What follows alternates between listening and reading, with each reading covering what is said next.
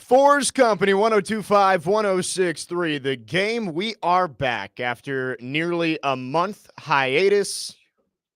4's Company. You got to say it like Sam Ellinger.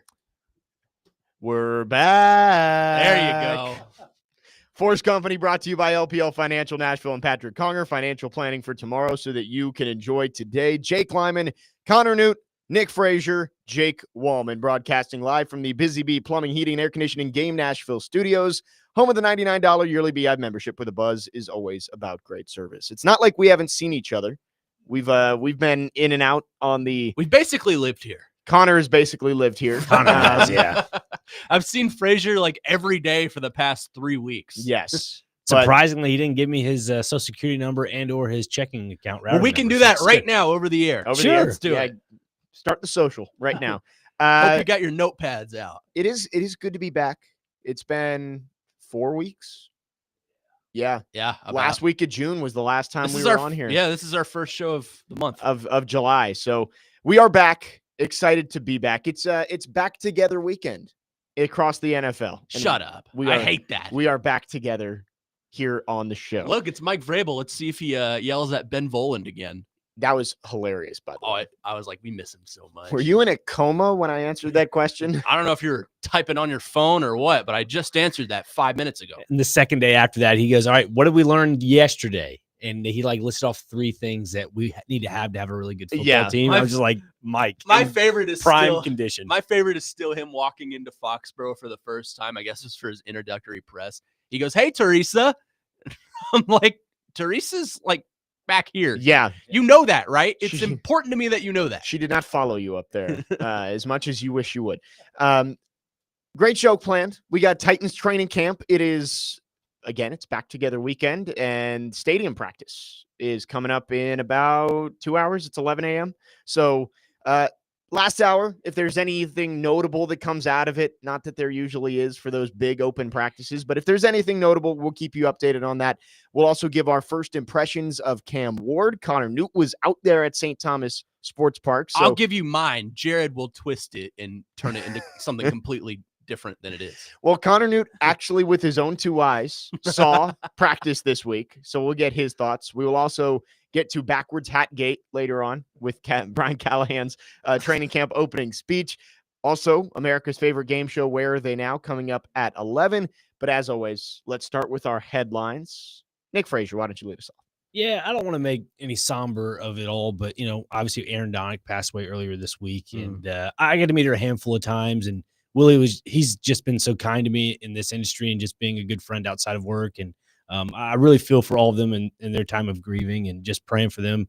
Like I said, Aaron, and it's been, already prefaced in a lot of articles and people have expressed their feelings about it. But I remember texting Willie this past week just saying, I'm sorry. And the fact that, she was the light of every conversation. She really made you feel like you were the most important person in the room. And the first time, I guess second or third time I met her, actually, it was at a Stars event, and she was at the front door, just introduced herself to everybody. And I was wearing a Cardinals shirt. She goes, "You're a Cardinals fan?" I was like, "Yeah, my grandparents, they're from Italy, but they met in St. Louis on a blind date." She goes, "Oh, Willie and I met on a blind date." Yada, yada, yada. And we went down this long rabbit hole of this organic, wonderful, pure conversation. And it's very sad to just see her gone now, because she, like I said, she was just one of the most pure people on planet Earth. And it's very hard you can't replace somebody like that. So I just really feel for Willie, praying for you, man. And both your kids and your rest of your family. So, that's all I got to say about that. Yeah. I mean, I never had the pleasure of meeting Aaron, but you meet Willie and you feel like you have. Right. Yeah. And him coming back on the show this week, I made sure to tune in and listen to his first segment. And it's hard not to tear up listening to that. And, do want to send all our thoughts and prayers to the Donnick family, and know that the 102.5 The Game family is with them. And, Willie, I think, said it best, that sports can be a distraction from all the tough stuff going on in the world, in our lives. And it's great that Willie was able to still come back and be around Derek and Adam and David and come back and, have a few hours where he's not thinking about that. Yeah. So, and to wrap it up and to bring it back into sports, obviously Aaron was a big Red Sox fan. Willie's always talked about marrying into a big Red Sox, family. And Willie being a Mets fan, and I didn't know that. Yeah, oh yeah, and That's funny because Mahoney's a massive Mets fan, I think. yeah, I think so. House divided. Yeah. And I just remember watching Wednesday night, I think it was, when the Red Sox were down 5-0 to Philadelphia. Right. Came back and won, I think, 9-8 in 11 innings. Yeah. And the Mets won that day. And then the rivals for both of those teams is the Yankees. The Yankees ended up losing that day. So They're fueled by hatred of the New York Yankees. I just call that the Aaron Donick special right there. I Because love it. that's like the Donicks, as a whole. That's them. Just punch your mic there, Joe Rexrode? I did. I was doing my hand gestures. I can't help it. So, there was that one last hurrah. That is awesome. Awesome. Sometimes sports, it just happens the way it should. Mm-hmm. Connor Newt, good morning. What's your headline? Good morning. I was going to rant about this, but I've ranted about it before, and what good would it do for me to rant about it again for 15 minutes? But I'm going to rant about it for 5. Arkansas men's basketball put out a tweet today, or not today. This was 3 days ago. It is in celebration of Coach Cal, I guess. It's the Athletics' best teams of the 2000s. And they put out a graphic in Arkansas red, and it says, John Calipari's best teams of the 2000s. 2011, 2012 Kentucky, 2014, 2015 Kentucky, 2007, 2008 Memphis. What part about any of those 3 teams has anything to do with Arkansas men's basketball? I mean, you tell me. Couldn't tell you. Nothing. What the hell are we doing? Who's in charge of this? I will say that Coach Cal is saving a lot of money living rent-free in your head. Yeah. It's okay because college football is saved now. It is. I won't get into any more of that. It is. And speaking of college basketball, great news this week that it seems like expansion of the NCAA tournament is not going to happen. At least for this year. Who knows? Eventually money might take over, but it is great that we will not see expansion this year, at least is the way it's heading. My headline, I will not bore Nashville with the pains of being a Detroit Tigers fan right now because they are horrible. Maybe the worst team in baseball over the last 2 weeks. Anyway, last night, maybe the greatest baseball performance that we have ever seen. Bye, Frazier. Dr. Crane to the rescue, He's trying left. to fix something. Nick Kurtz, the rookie for the Athletics, 6 for 6, 4 home runs, 8 RBIs, 6 runs scored yesterday. Who was it again? I'm sorry. Nick Kurtz. Okay. He's a rookie. He was drafted out of Wake Forest last year. Unbelievable performance last night. He came up about a foot short of having the first ever 5 home run game. The ball hit high off the top of the wall. And I will preface, Houston is a Cracker Jack box. It is the Astros Stadium. Those Crawford boxes are unfair. And it's indoors too, isn't it? Yes. Like pop outs to left field can get out of the park sometimes, but still very impressive. And to his credit, he would have had a 5 home run game in 3 different parks. Obviously not the one he was playing in, but 3 parks, he would have had 5 home runs in. So wanted to shout out Nick. Great game last night for the Athletics. One of the greatest games that we have ever seen. Good job, Nick. Yes. Good job, Nick Frazier. Shout out this Nick too. Look at you getting us back on game TV. But yes, Nick Kurtz, what a game last night. 6 for 6. I believe it's the first ever 6-hit, 6-run, 8 RBI game in MLB history. Wow. So unbelievable stuff. Athletics are a really good ball club, even though record may not, they don't have the pitching. Yeah. But the young bats are exciting in that lineup. I mean, Jacob Wilson started at shortstop as a rookie. Mm-hmm. Tyler Soderstrom. Yep, at first base. Lawrence Butler in center field. Denzel Clark. Mm-hmm. That's Brent Rooker. Yeah. Hey, don't knock my bulldog. She did not call the game last night, too. Good.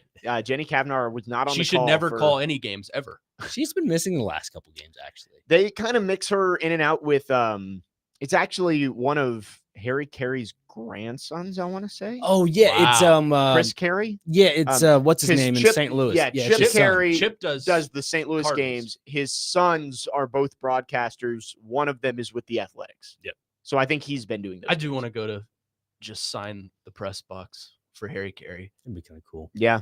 As much as I hate the Cubs, It's all right. it's still cool. He is a legend. Yes. Even though you may not like the team he called games for. Jake Wallman, wrap us up. What's your headline? Good morning, gentlemen. It's good to be back. Great to be back. Good to see you. So my headline, I'm going to the world of college football, and I don't know if you guys saw this, but Michigan is scheduling Central Michigan, I think in 2026.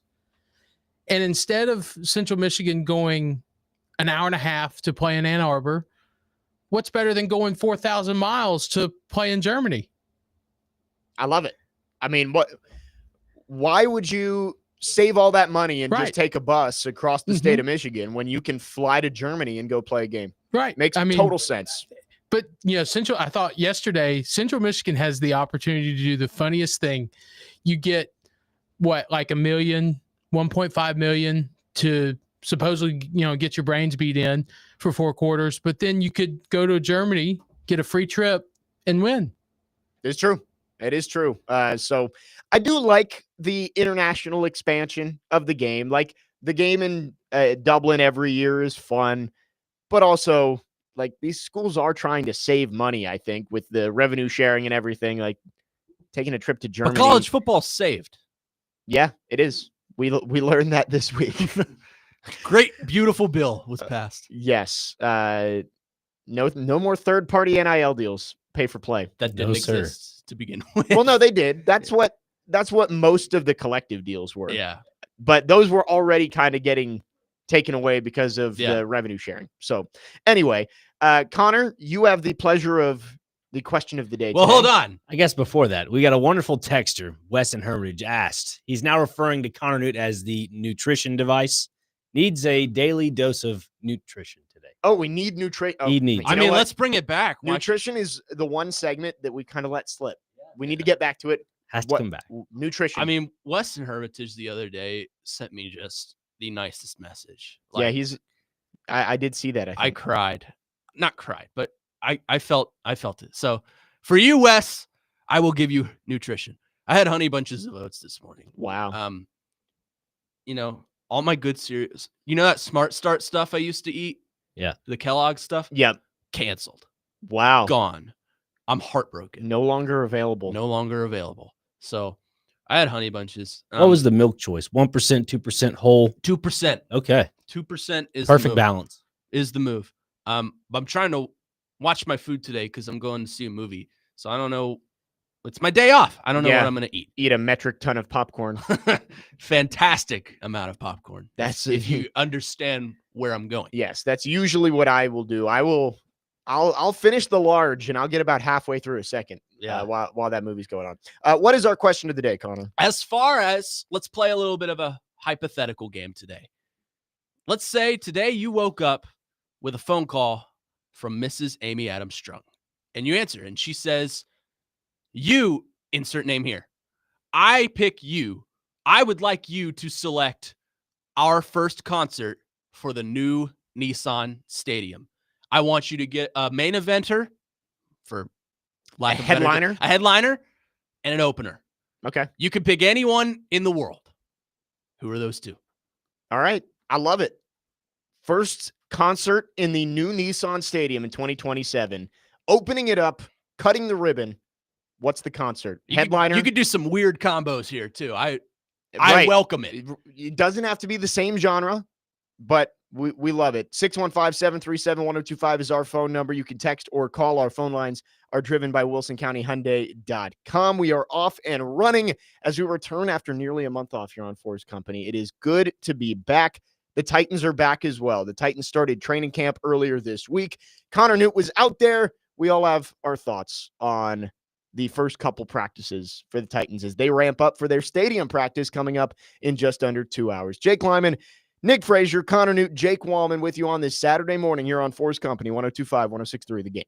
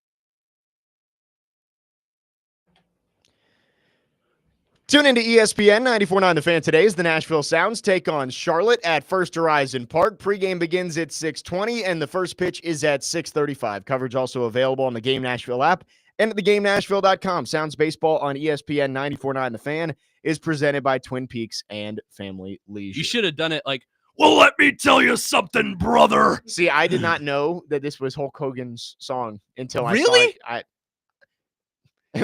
You think I'm a booger eater? This transcends booger eaters. I'm just joking. Apparently, Jared called wrestling fans booger eaters this week. Yeah, I mean, I didn't hear it, but you heard it's everything. a low ball. it was like a heel turn for a heel. Jared is literally the definition of a wrestling heel. He is the 102.5 the game heel. Good person off the air, on the air, no holds barred. Yeah, he'll go after everybody. He went after me for my backwards cap.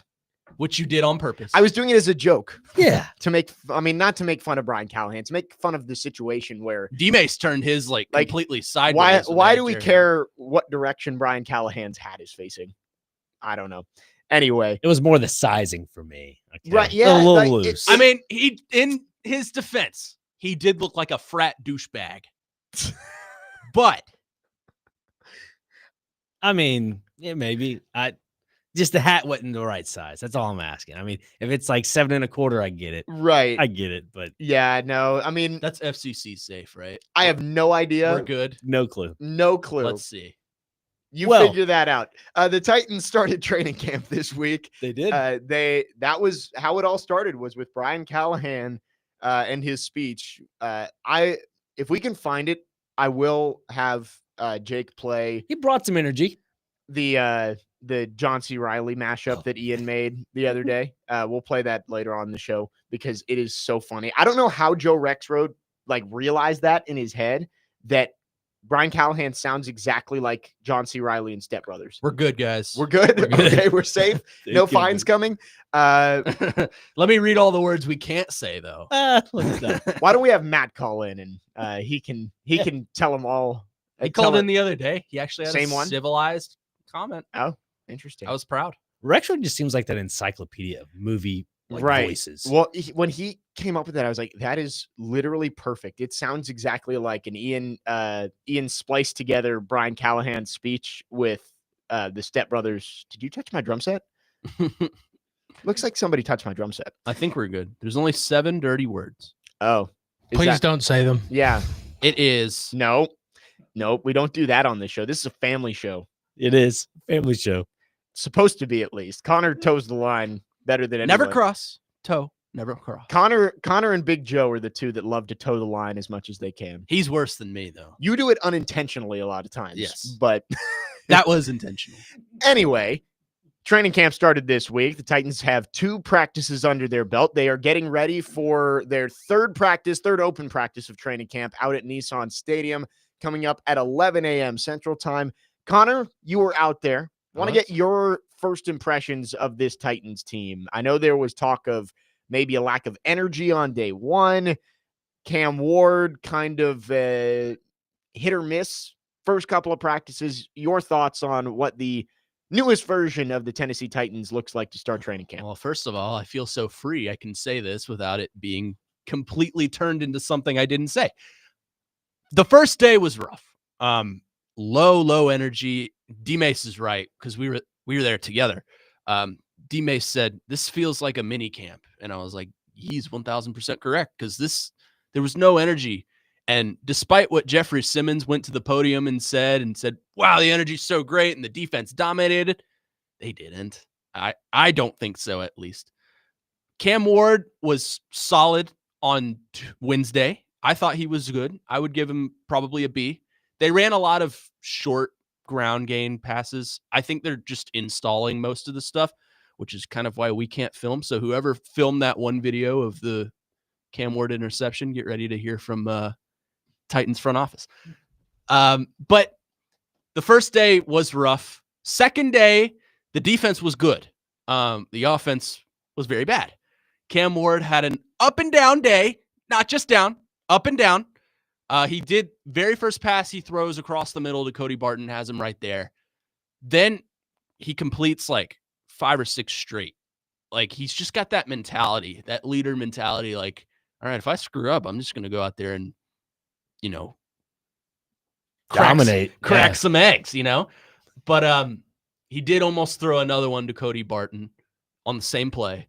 It was shifted more to the left. Mm-hmm. The offensive line has actually looked really solid, in my opinion. They ran a bootleg sweep at one point that was kind of questionable. The line shifted left, and Oladejo saw this, shifted right, and had Cam for the sack. But overall takeaways, this team not going to be very good. I'll tell you that much right now. I think we knew that. Think we know that. But there are certain pieces that I think if they excel and they mesh well together, then it's good for the future. Eligiomanor was the best player on the field the past few days. Really? He is fun to watch. He's always open. He's getting first team reps as the X. So he's always somehow running like a short slant to the outside, and he's just Cam's security blanket, I would say. Femi, I have been impressed with. I think granted pads aren't on, and it's kind of hard to see blocking and how that would actually go, but he's always in the right spot. For a guy that's supposed to hit the quarterback, he seems like he's able to pressure the quarterback a lot. I have been impressed also with Jarvis Brownlee on the defensive side. He's a little slow, and I think that's just the kind of style player he is. He's not going to, he's not Trayvon Diggs or Deron Bland, and he's just going to outwill you because he's so much faster than you. But I think he has technique more so than those two, whereas he is able to clamp up on you a little bit easier just because of his skill level and not because of his speed. I've been very impressed with him. Offensive line-wise, Dan Moore, I think, has been pretty solid. Good to hear. Which is good. Obviously, pads aren't on. It's a little bit harder to judge the offensive line if they're not actually blocked. They are, but they're not. Yeah. But I would say, if they can just be solid, like they have been the past couple of days, I think the Titans can win 6 games. Fair. I mean, I think that's what we've all kind of said is like 5 to 7 is probably the fair range of where the Titans are going to be this year. The front office didn't really do much to try and increase those expectations, which I think is fine. I know there was talk of, well, did they just tell the team basically that they think they're going to suck and they basically just want another offseason to go pick new players? I don't know if that really affects these guys. They're all professionals, but I think it's good to set fair expectations instead of last year where, Rand Carthon saying we checked every box that we had this offseason. Every need has been filled and we feel like we're going to contend for a division title. It's like, all right, I understand optimism, but don't lie to us. And this year, it seems like the Titans are being cautious with their expectations for this team. Yeah, I kind of want to go back to Cam Ward real fast, Connor. When you were at practice, I mean, we all know that Cody Barton, sounds like he has Cam Ward's number. Do you think it's more of Cam Ward going to certain tendencies? Like his safety net is to check down in the left side of the line to, I don't know, the running back or so forth. And Cody Barton's, pouncing on that? Or is it just, just a fluke thing? It's funny you asked that because I think it's kind of a combination of both. I was listening to Trevor Maddich this week, and he was talking about, it's good if Cam Ward throws a couple of interceptions because that means he's testing what he can and can't get away with. In this case, Cam was literally just throwing across. It was a seam route. Okay. To Gunnar Helm, I think. It was literally just a route across the middle, which if you watch his college tape, he is known for doing. The seams in the NFL are significantly tighter than they are in college. Yep. So I think this is Cam going back to old tendencies he had at Miami that worked well for him there because normally he's throwing to, Elijah Arroyo or Xavier Restrepo across that middle. Right. In this case, it was a play. Cody Barton, they had ran this play during minicamp too, which is the same play Cody Barton intercepted on. So I think Cody Barton just recognized the play and took advantage of that. But to Trevor's point, it's good to me to see that because it's showing that, Cam Ward is testing the waters, seeing what he can and can't do. But there were no Will Levis costly decisions. Hiccups, yeah. No, he wasn't rolling the ball across the middle. Obviously, we're not on a NFL game field. Right. But I mean, Cam Ward threw some beautiful balls. There was one to Calvin Ridley that wasn't completed. Calvin just dropped it, which is another thing. The connection between Cam Ward and Calvin Ridley was off on Wednesday. Still getting there. Still getting there. Not to the level of Will Levis and Calvin Ridley, but we're still getting there. But there was one pass to Calvin Ridley. He just dropped beautifully placed ball. Good for 30 yards if it's completed. Wow. He just dropped it. But he's got what Will Levis didn't have, and that's accuracy. Will Levis, I think we can all agree, just had a big arm. Not an accurate one. Arm talent, but for not sure. accuracy. Mayo Milton.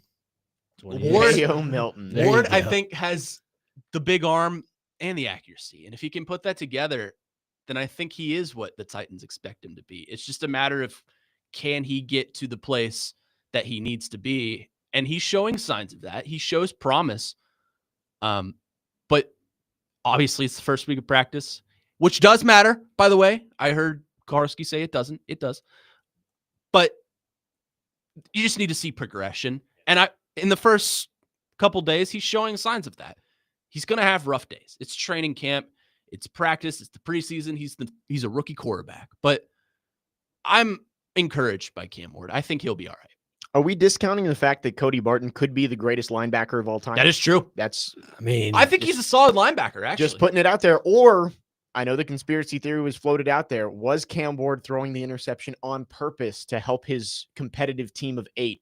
Is that really out there? That was put out there in offseason stuff. It was like, Wow. Did he throw the interception on purpose to gain points? Yes, everything he does is on purpose. Wow, he's really a team player if it's that. He's deep. an oracle. I mean, he sees the future. Cam Ward makes no mistakes. 615-737-1025 is our phone number. Again, our question of the day, fun one from Connor Newt. Nissan Stadium, the new Nissan Stadium, it's opening up. It's February 27. And Amy Adams Strunk is letting you pick the opening concert. Who's your headliner? Who's your opener? We'll get to that coming up at 10. We'll keep talking Cam Ward in the first week of Titans training camp on the other side. Jake Lyman, Nick Frazier, Connor Newt, Jake Wallman here on 4's Company, 102.5, 106.3 The Game.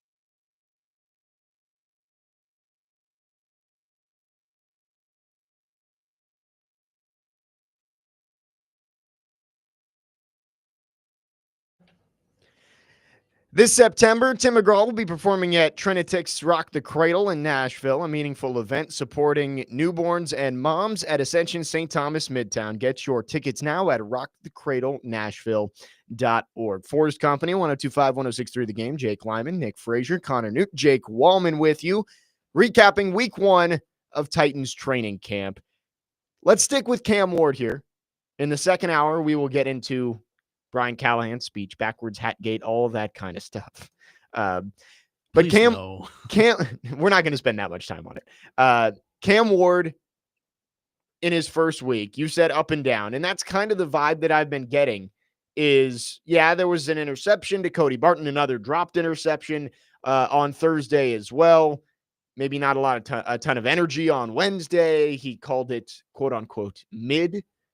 The first practice, Which Jared asked me what mid meant. Oh, he didn't know? Yeah. Yeah. I guess that's the Gen Z. Hello, slang. fellow kids. These did it come from the tweet of like these women are having a mid off? Something like that. Something yeah. like that. It's a terrible word. I had to explain it to him. I was like, it's not right. I was like, Jared, it is quite literally what it means. It's like, it's not great. It's not bad. It's mid. Right. It's in the middle. That's basically what it means. Like it wasn't great. It was mid. He said, interesting in his Jared voice. It was funny though. I was listening to Chase and Big Joe on Thursday, like while practice was going on, and Joe was talking about how great Cam Ward was looking. And it was weird because I didn't see any tweets about that. Like he's like, oh man, Cam Ward's just slinging it around right now. Like All right, let me tell you this. He was throwing it through double coverage and threatening the needle. I was like, that's weird because none of the reporters who were out there have said anything like that. Well, Joe is in the tent on the sideline behind a wall of fans, so he has to stand up to see even just a glimmer of that. You know this, Frazier. So I was getting cooked on the Why? Because I'm short? No, because you I'm produced joking, their show. I know. I'm joking. So that's why I'm confused because when I said this, everyone on the text line was like, well, Big Joe said this. And I'm like, why don't you go look at the other reporters? Not even me. TD agreed. Paul Kaharski. Jim Wyatt won't say that. Yes, for good reason. For good reason. But every other reporter was like, yeah, Cam looks like he's having an up and down day. So I'm confused where the Cam Ward looks so great from Big Joe came from. I mean, it was just like one moment when he's talking. He's like, oh man, I'm watching Cam Ward. He just dropped a ball over double coverage and he's out there throwing dimes. I'm like, all right. And then I checked Twitter and it's like, no one's saying, man, what a great throw from Cam Ward. So Yeah. I don't know. It's the first 2 days of training camp. They were out there for an hour and a half each day. Like it's not like this is super intensive stuff that they're doing. The pads aren't on yet. I think today will be an interesting day. First time in that stadium, over at Nissan Stadium. Is it open practice? It's an open practice. Yeah, like fans are going to be coming out. We were just looking on NFL Network. They've got Ian Rappaport and Daniel Jeremiah out there at Nissan Stadium. So not that it's big pressure. It's still training camp. It's still practice. But this is the first time where he's got a pretty wide, like a microscope on him. National eyes. Right. You've got national eyes. You've got more fans coming out today than you would for a Wednesday morning practice. So we'll see what he looks like today and what the takeaways are from Cam Ward at this back together weekend practice out at Nissan Stadium, because this is the first time for him to really showcase his abilities on a larger stage than he has so far since being drafted. Yeah, and to your point about Big Joe's comments about Cam Ward and how he looked real good, I think it was after the Cody Barton interception, Chase asked him how his practice looking. It was the start of the 10 o'clock hour. And Joe goes, after that interception, Cam Ward looked really good. He threw a ball. And he's right. Yeah, and I think he threw a ball to Calvin Ridley you were talking about earlier, that nice 30-yard ball that Ridley dropped. He goes, a beautiful ball to Ridley he couldn't bring in. Okay, then that makes more sense. Yeah, because a little more context. I didn't hear the context. Yeah. Right. I just took away that, well, Big Joe said he was great all day. So apologies to Big Joe. I didn't mean to. Right. Like I'm not trying to say Big Joe is wrong. I'm No, just saying, right. as someone who didn't get to watch any of practice, it's weird that there were multiple different takeaways from his performance on Thursday. Right. Yeah, But- no, I just want to clarify But that. to his credit, yeah, he was good after that interception until he threw almost another interception to Cody Barton. But he did throw like 5 or 6 straight completions and had some good balls there. So, Yeah. I wonder what Cody Barton's eating, man. I mean, to know, I mean, dude, have you seen his hair? No. He looks like Eminem circa 2002. Really? Yeah. Buzz cut? Blonde buzz cut. Blonde buzz cut. I love it. That could be the new Van and Bosch 2.0 with the red. It is Van yeah, and can we get the Bosch. red eyes? The red eyes would be great. Did want to touch on, I think I saw, is it James Williams who's taking most of the first team's reps next to him? Yeah. Which that's promising to me because I think in terms of potential among that inside linebacker group, I think James Williams' ceiling is the highest. So it's good to see that he's already kind of getting the trust from the coaching staff to be up with those first teamers. TD has hooked me on James Williams. Yeah. Because he's come on this station and talked about it a lot, but I've seen just being out there with TD and Parker Kelly, TD will be like, watch Williams. And Williams is just so quick and fast, and he's always good in coverage. He's got a really, really good chance to make the roster. I would say he's got a pretty good chance to be a starter. Yeah. I mean, that group outside of Barton, it's pretty wide open. You could either be starting or you could not make the cut and miss the team. So who knows? But I like James Williams. I think that's a positive development to see that he's already getting first team reps to start training camp. 615-737-1025 is our phone number here on the show. Again, we are back after 3 weeks where we took a little hiatus. We were helping out with the daily shows, but we are back 9 to noon. Plenty coming up on the show. We are going to keep talking Titans. We'll get into some college football. And don't forget, Where Are They Now? America's new favorite game show coming up at 11. But it is 9:45, which means it's time for Newt's Notes right after this. Jake Lyman, Nick Frazier, Connor Newt, Jake Wallman with you here on 4's Company, 102.5, 106.3 The Game.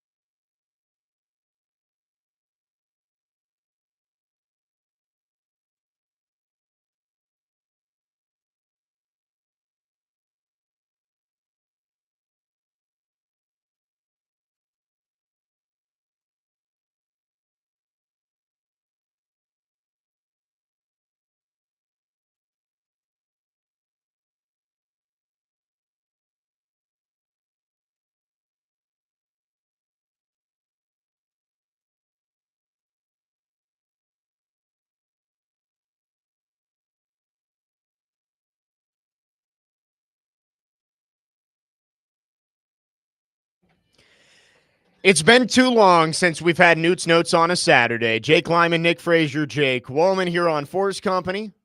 But it's time for Connor Newt to take over the show. Okay. So there was an issue this week that didn't see a lot of airtime. I'm surprised, especially on this station. But I understand given how hard the week has been and, training camp started. So that's been where a lot of the focus has been.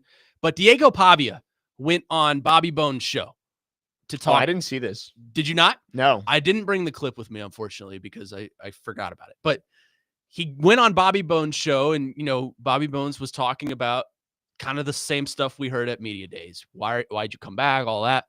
But Pavia hit on something I thought was really interesting, and a lot of Vandy fans are complaining about it. So here I am to shut it down.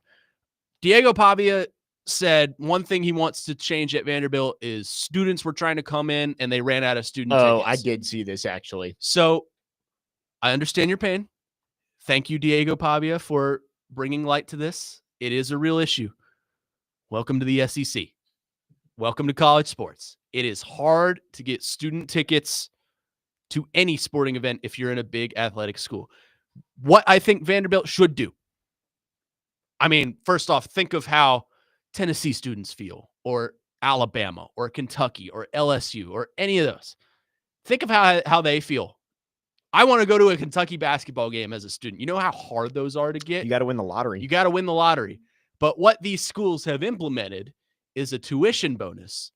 If you pay $350 extra to your tuition, you get the season pass. You get to go to all the basketball games. You get to go to all the football games. Yeah. Do that, Vanderbilt. Well, that's what most schools do. You can get the season tickets or you can risk it with the lottery. Yeah. I just get the season ticket. Right. And I think the fans, the students who really want to go will do the season tickets. And I do want to say they did fix this. Like Vandy, it was one game. I think maybe it was Alabama. It was one game where they had to turn students away because there were too many of them trying to come. The next week it was fixed. They had allocated more space to students and they made it easier for students to get into the game. So it already was fixed. So I don't know why Diego brought this up. My thing is I understand what he's upset about and what Vanderbilt fans are upset, mostly students are upset about. If you want to go to the game, you should be able to go to the game.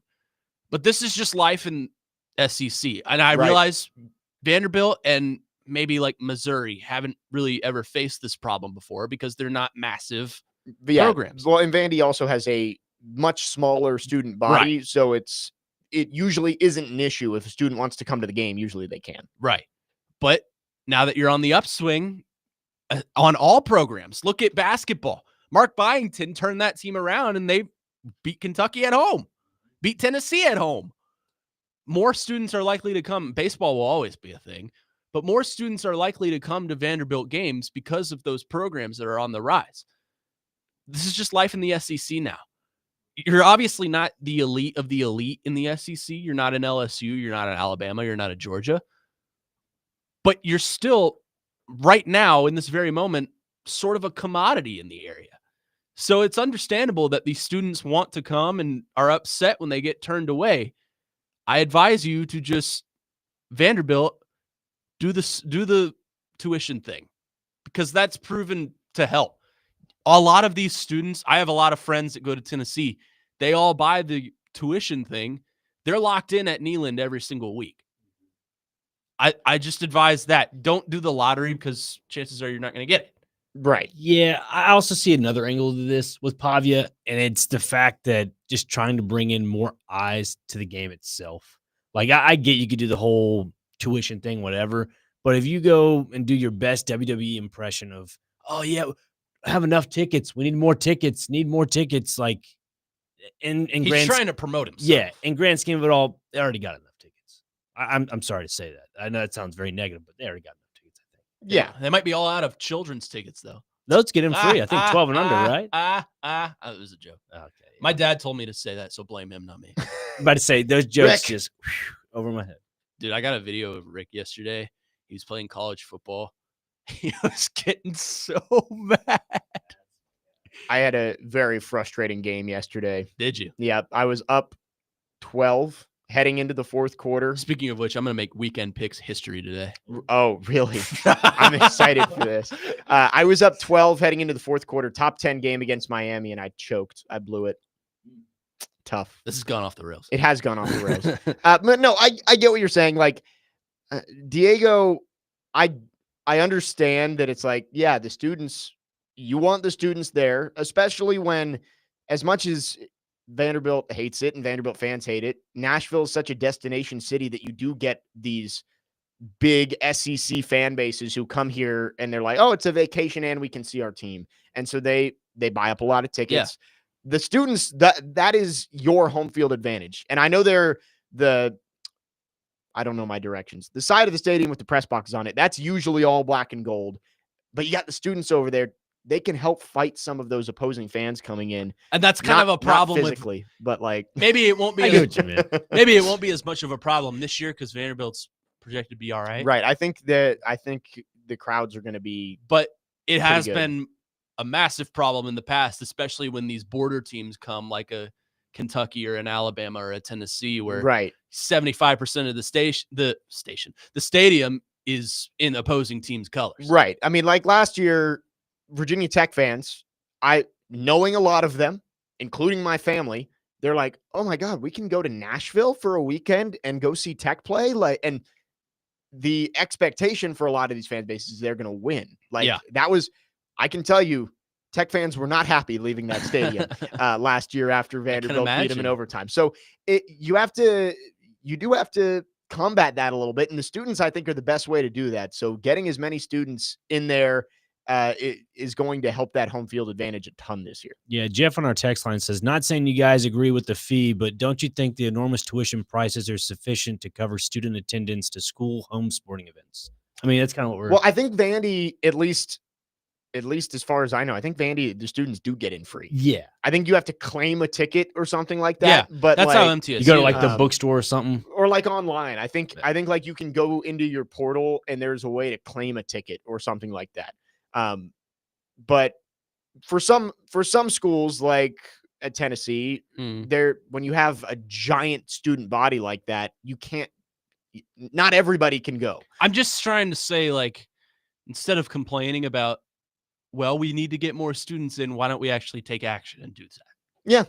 No. And I think. Now I understand Vanderbilt has a lot of nerds that don't like sports. And that's not a knock on Vanderbilt. I'd rather stereotype. I'd rather choose a chalkboard over a playbook. Well, I'm prone to the stereotypes. I get called a coal miner all the time. Just for Kentucky? Yes. Is that? I don't even understand That's like a West Virginia thing, isn't it? Yeah. There's more There's more breweries in the state of Kentucky. Yeah, there you go. It's the bluegrass state. You're a brewer. I'll be a brewer. A distiller. I want to try real American beer now. Have you not had real American beer?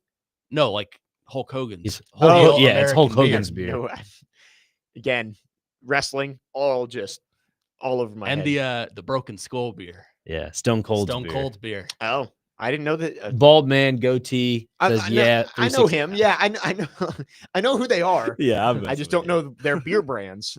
Yeah, they've all got into alcohol, sort of like The Rock has Terramana.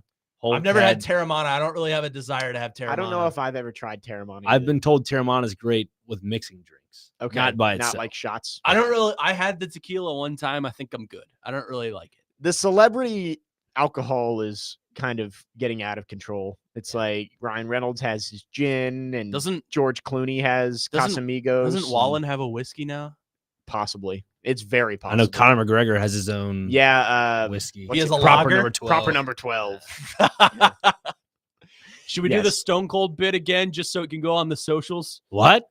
That was good when you guys did that. It was. I wish I would have gone longer, though. It would have been funnier. 615-737-1025 is our phone number. We're going to get into our question of the day coming up next. Connor wants to know, new Nissan Stadium, it's opening up in a little under 2 years. Who would you want to have the opening concert, first concert in the new stadium? Pick a headliner, pick an opener, pick two openers if you'd like. We've got some answers on our text line driven by WilsonCountyHyundai.com. We will give our answers coming up next. 1025 The Game and Souls for Souls have teamed up for a back-to-school fundraiser. Souls for the 615 to provide new shoes for kids experiencing homelessness in Nashville. Help a child in Middle Tennessee step up into the new school year with confidence by donating $20 for a new pair of athletic shoes. For more information and to donate, visit thegamenashville.com/shoes. Souls for the 615 is sponsored by Macero and 12 South. Go check them out for handcrafted cocktails, bold plates, great happy hour, and elevated hospitality. 1 hour in the books. Hour number 2 here on 4's Company coming up next on 102.5 and 106.3 The Game.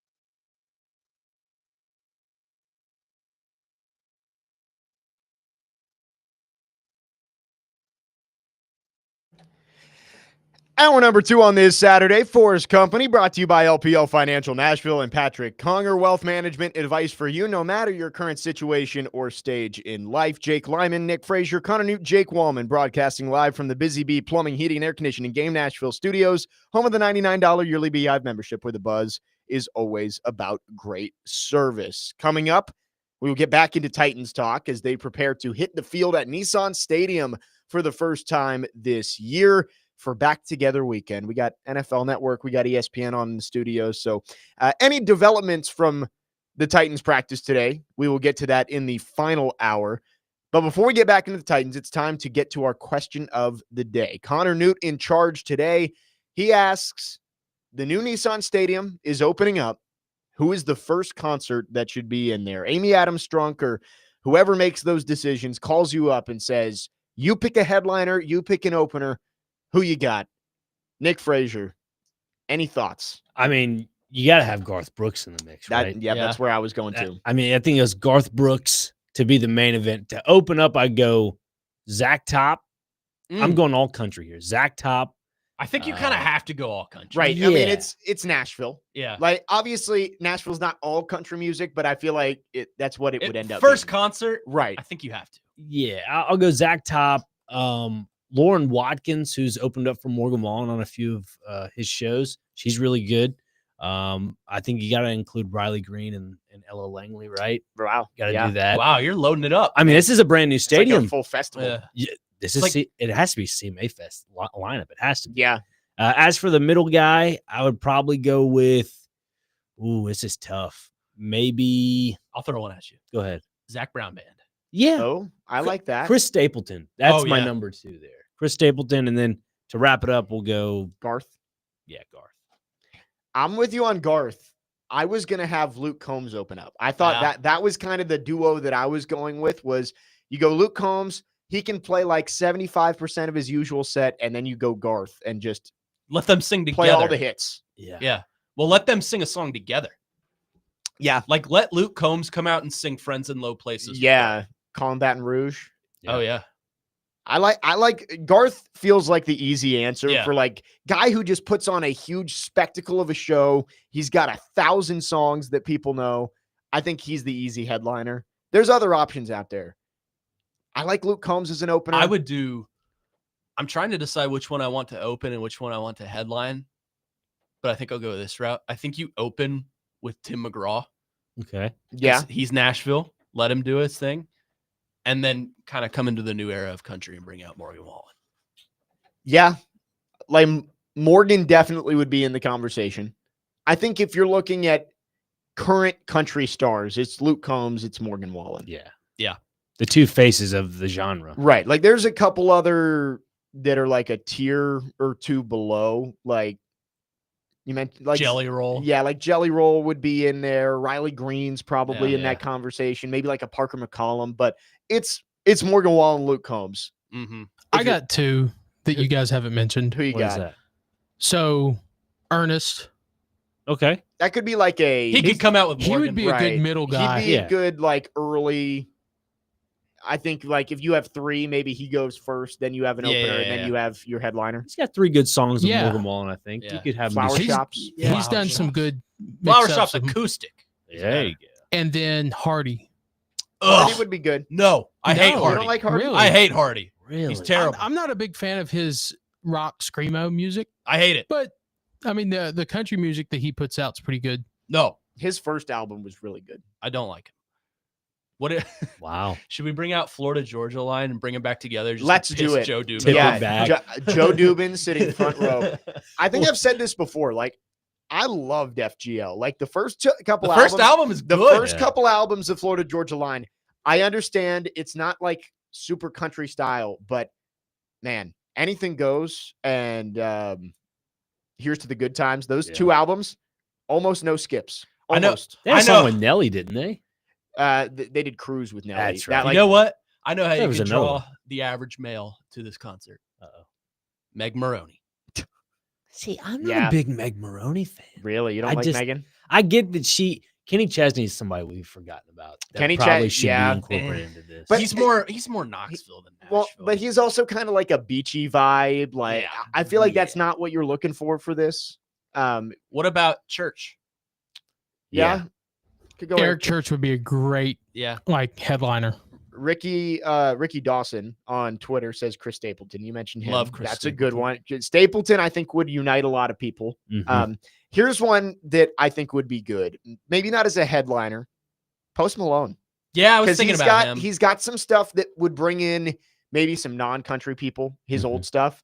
But Post Malone's new country album, no skips. Yeah, we got some thoughts on our text line. Dave in Murfreesboro says Chris Young, and then Kane Brown to be number 2. No, Kane And- Brown is forbidden from this Yeah, concert. I'm not a fan of Kane Brown. To headline, he has Jelly Roll with a surprise guest of Dolly Parton and Morgan Wallen. So we've already kind of talked about Yeah. that. Adam in Dolly's Por- a good one. Yeah, Adam in Portland goes sprinkle in some Jelly Roll for the reach. So Yeah. I get that. What about George? George Strait. Yeah, I thought you said somebody else. Like, George Plaster. George Plaster. Well, He's going to be hello, the headliner. Nashville. He's just going to do a 2-hour Hello. show live from Nissan Billy, Stadium. what do you think of this new stadium? Just beautiful. Let's go to our phone lines driven by WilsonCountyHyundai.com. Wes in Hermitage has an answer. Wes, good morning. What you got for us? Well, y'all said his name, man, but I don't think there's anybody right now that's more Nashville than Jelly Roll. I mean, Yeah, I think yeah. if you're going to open the Titan Stadium, I think he has to be a part of it. I agree with that. I think he literally is touching all areas of Nashville sports. He's got a big match at SummerSlam coming up. He's a, Is that so? He Really? does. Yeah, he's got a tag team match with Randy Orton against Logan Paul. I think Jelly Roll and Morgan Wallen would be a hell of a show in Nashville, man. I think that would be something yeah. that would really get the crowd ignited. Yeah, that's Great show, guys. that's a good point. Thanks, Thanks for Wes. the call, Wes. Wes. Yeah, I think Morgan Wallen, if you're going like newer, modern, Yeah. Jelly Roll, Luke Combs, Morgan Wallen, that's going to be probably the 3 there. Yeah, love me some Tim though. But I do think you need a little bit like 90s country in there. Like you Yeah. got to have somebody who's a little. Here's how I think they should do it. And Chase has brought this up before, so I'm going to echo him. The weekend the new stadium opens up, have a closing concert at Nissan Stadium. Let it be like a 90s guy, like a Tim McGraw or a George Strait or some Garth, Then someone like start that. the countdown, and Then- you have 10 minutes to get out before it explodes. Before Before all the TNT explodes. me and Nick Frazier will be on the hill outside with the TNT box.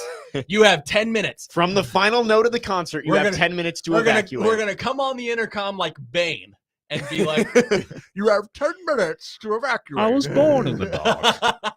But then that would be, let's say, Friday night. Saturday night, you open the new stadium, and then you have Jelly Roll, the modern. the modern. I like that. Yeah. Like one night it's the old stadium and older music, and then you go modern in the new stadium.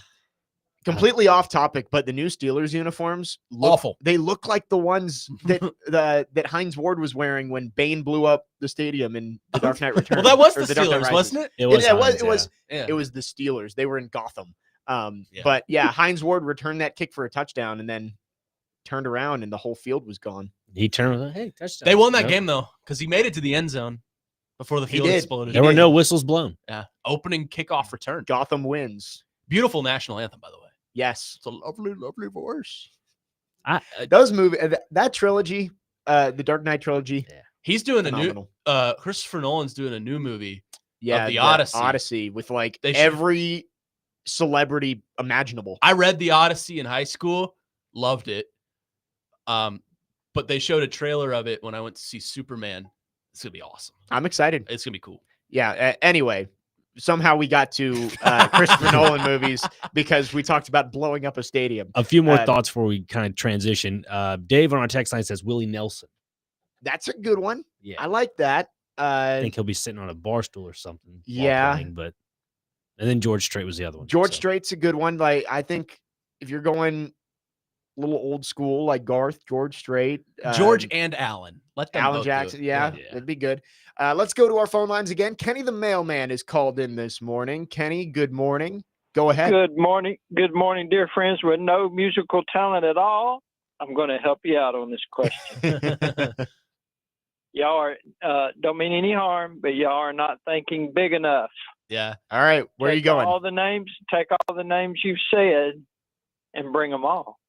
It's a good Ah. When point. I was in the 70s and 80s, did y'all? This is way before your time. Did you ever hear of the Charlie Daniels volunteer jams? I have No. not. In the 70s and 80s, look it up. This was when Municipal Auditorium was big once a year, and this was not big for Nashville. This was big for the country. They wouldn't even announce who was coming. It would sell out in a day. All from all over. You would have like Leonard Skinner singing with the Commodores. Dolly Parton would sing with Mick Jagger. Roy Acuff would sing with Paul McCartney. You had no idea who was going to be there, and it would go like for 7 hours. Anybody over the age of 50 would say, yeah, even Van Halen came one time, and I think they were playing with Loretta Lynn. It was just, Wow. you would get unbelievable acts up there together, and they'd all end up singing Amazing Grace. So, hey, if you want to put a Nashville stamp on it, ask some of the older, Joe Dubin, some of the older people around, ask them bringing back the Charlie Daniels and call it the Memorial Jam, because it went on for about 20 years, and for a long time, that's what Nashville was known for. Surprised not a lot of people know about it anymore. I love I'm getting old. No, that's a good thing, Kane, that you brought that up, because they're, the new Nashville that's coming into the world, they don't know about that old That's stuff. true. And That would be funny though. Just a Royal Rumble style. yeah, Of just like whoever comes out comes out. hey, May 2027 or something, like kick off the summer and just have everybody. I've got one more for you. Yep. Carrie Underwood. Yeah, Carrie. That's Nashville. Mm-hmm. Got to do it. Taylor Swift. No. I feel like she's too big for Nashville she's- now. No, Like she's in the not new too big stadium? for Nashville. I feel like you got to have she's country. She can do her old stuff, but She could do it all. I like country Taylor Swift. It's all right. New Taylor Swift. I like original pop Taylor Swift too. Like the first 5 years went like what's a good one? 22. Yeah, 20 like 20 Red, and like, well, I guess Red was still kind of country. See, I'm just not a T Swifty. I'm not either. Really? I but- can't. My cousin Haley, she's a big T Swifty. I'm just not a Swifty. I'd like Miranda too. She'd be Yeah. good. Yeah. Bring Blake out too. Blake? Just have him Have them fight have him on go stage. at it. And that's where you bring Gwen Stefani out. Special 'cause- guest referee. Right, Royal Rumble. There you go. I love it. Yeah. Question of the day. First concert in the new Nissan Stadium, who would you have? Lots of great answers. Thanks for all the participation. If you have more, 615-737-1025 is our phone number. You can text or call our phone lines, driven by WilsonCountyHyundai.com. We will move on, though, and get back to the Titans. Brian Callahan's speech heard around the world. We're not going to spend too much time on it, but we got to talk about it a little bit. We'll talk about it on the other side. Jake Lyman, Nick Frazier, Connor Newt, Jake Wallman, 4's Company, 1025, 1063 The Game.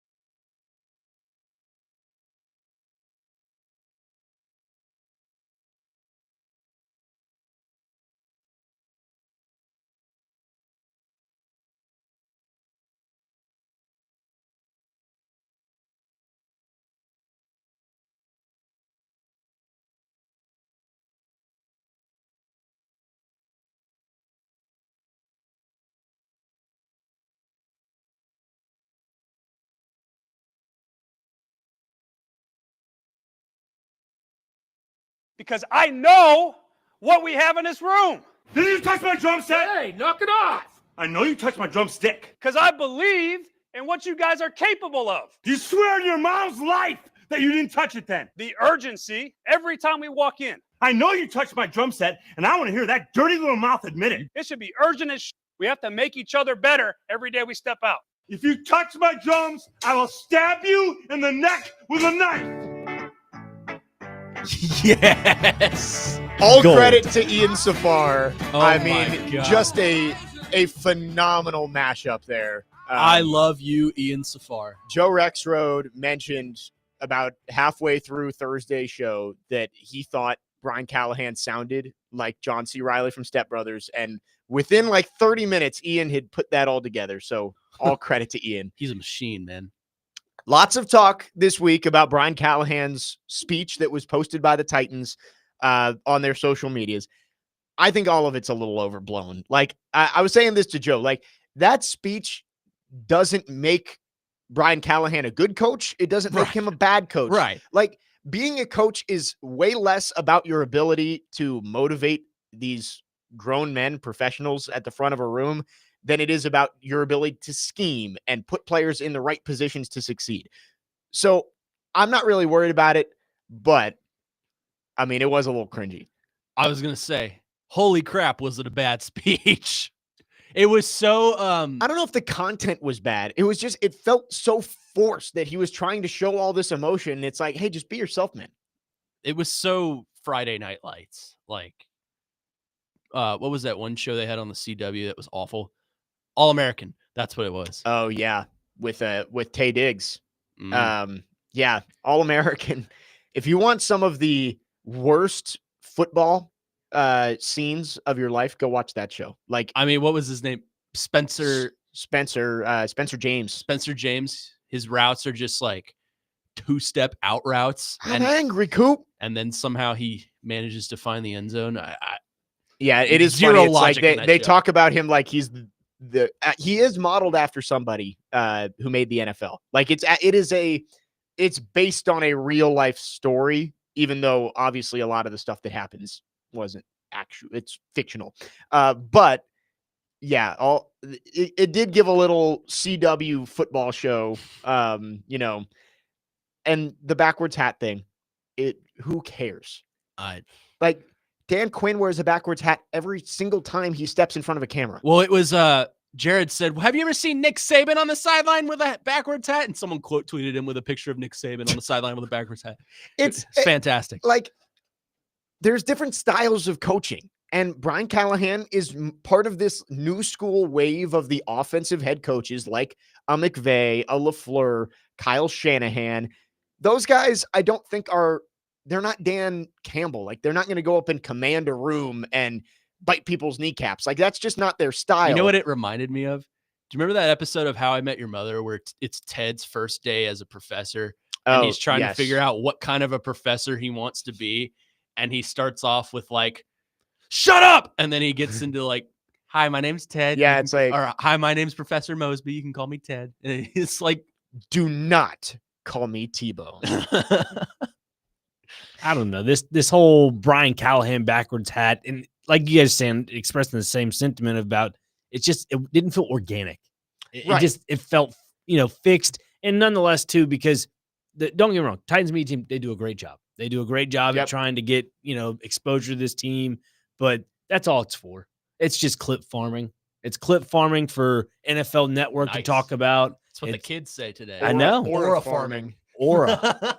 Dang it. I'm not up with the times yet, but still to the point of it's just for the NFL Network. It's for ESPN. It's all these national networks to just get some extra oomph about the number one overall pick and just what Brian Callahan can do with him. And that's all I could get out of that. Yeah. I think Callahan was trying to show off a little Vrabel to him, but it's like they hired you not to be Mike Vrabel. Yeah. Like they didn't like Mike Vrabel. That's why he's not here anymore. Well, that cut is from their Titans of their Tennessee, whatever the hell it's called. Their little TV series or whatever. Which is a glorified hype video. Yeah. Right. That's why it was so forced. Anything that's team produced is always going to show the team in the right light. Like we talked about Jim White. It's like Jim White is great at what he does, but you do have to understand that it's Titan it's stationary. It's Titan stationary. So And you make a good point about Brian Callahan too, about how, they didn't want to hire, they wanted to hire him because he wasn't Mike Vrabel. And to the point, I think a lot of people that are on radio, TV, kind of not complaining that Brian Callahan's too soft towards his players, but yet to his own degree, he's probably thinking in his head, my head is full of scrambled eggs here. Do I need to be nice? Do I need to be mean? What do I need to do? right. And I think that's kind of where it kind of came off as not authentic in this video. And that's where you're kind of figuring out what is Brian Callahan? Right. You It just didn't seem like his personality. And I understand all the calls for, like, he does have to hold people accountable. Like, that is part of your job, is when people don't do their jobs, you are the one who's supposed to hold them accountable and get them better. But I think we can all agree the most important part of Brian Callahan's job is making sure Cam Ward is a successful NFL quarterback.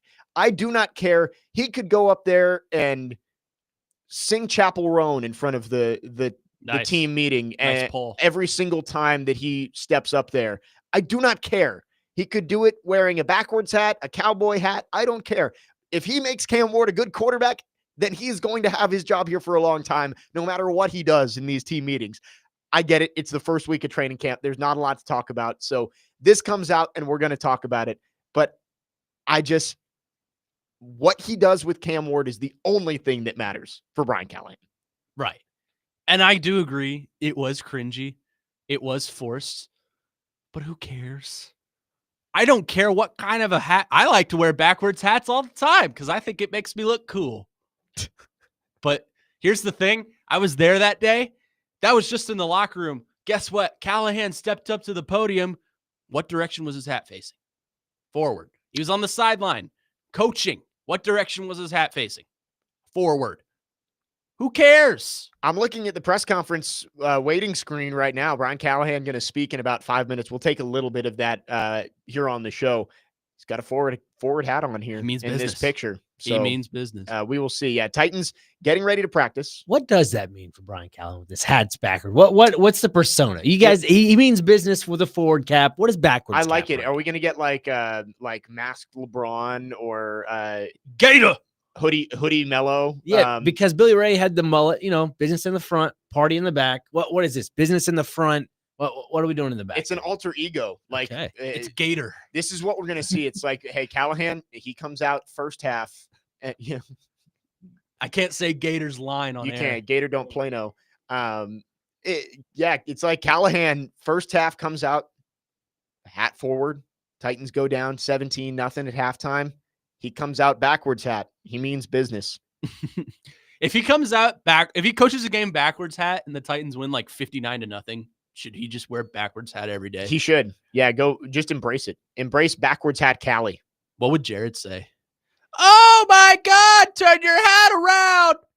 He texted me when I had it on backwards on Robbie Rex Road. I had it on backwards just for fun, and he texted me, turn that cap around. That's because he sounds like your little league ball coach. He said, hey, we getting our stance correct, all right? He says that's what his Uncle Mark used to say.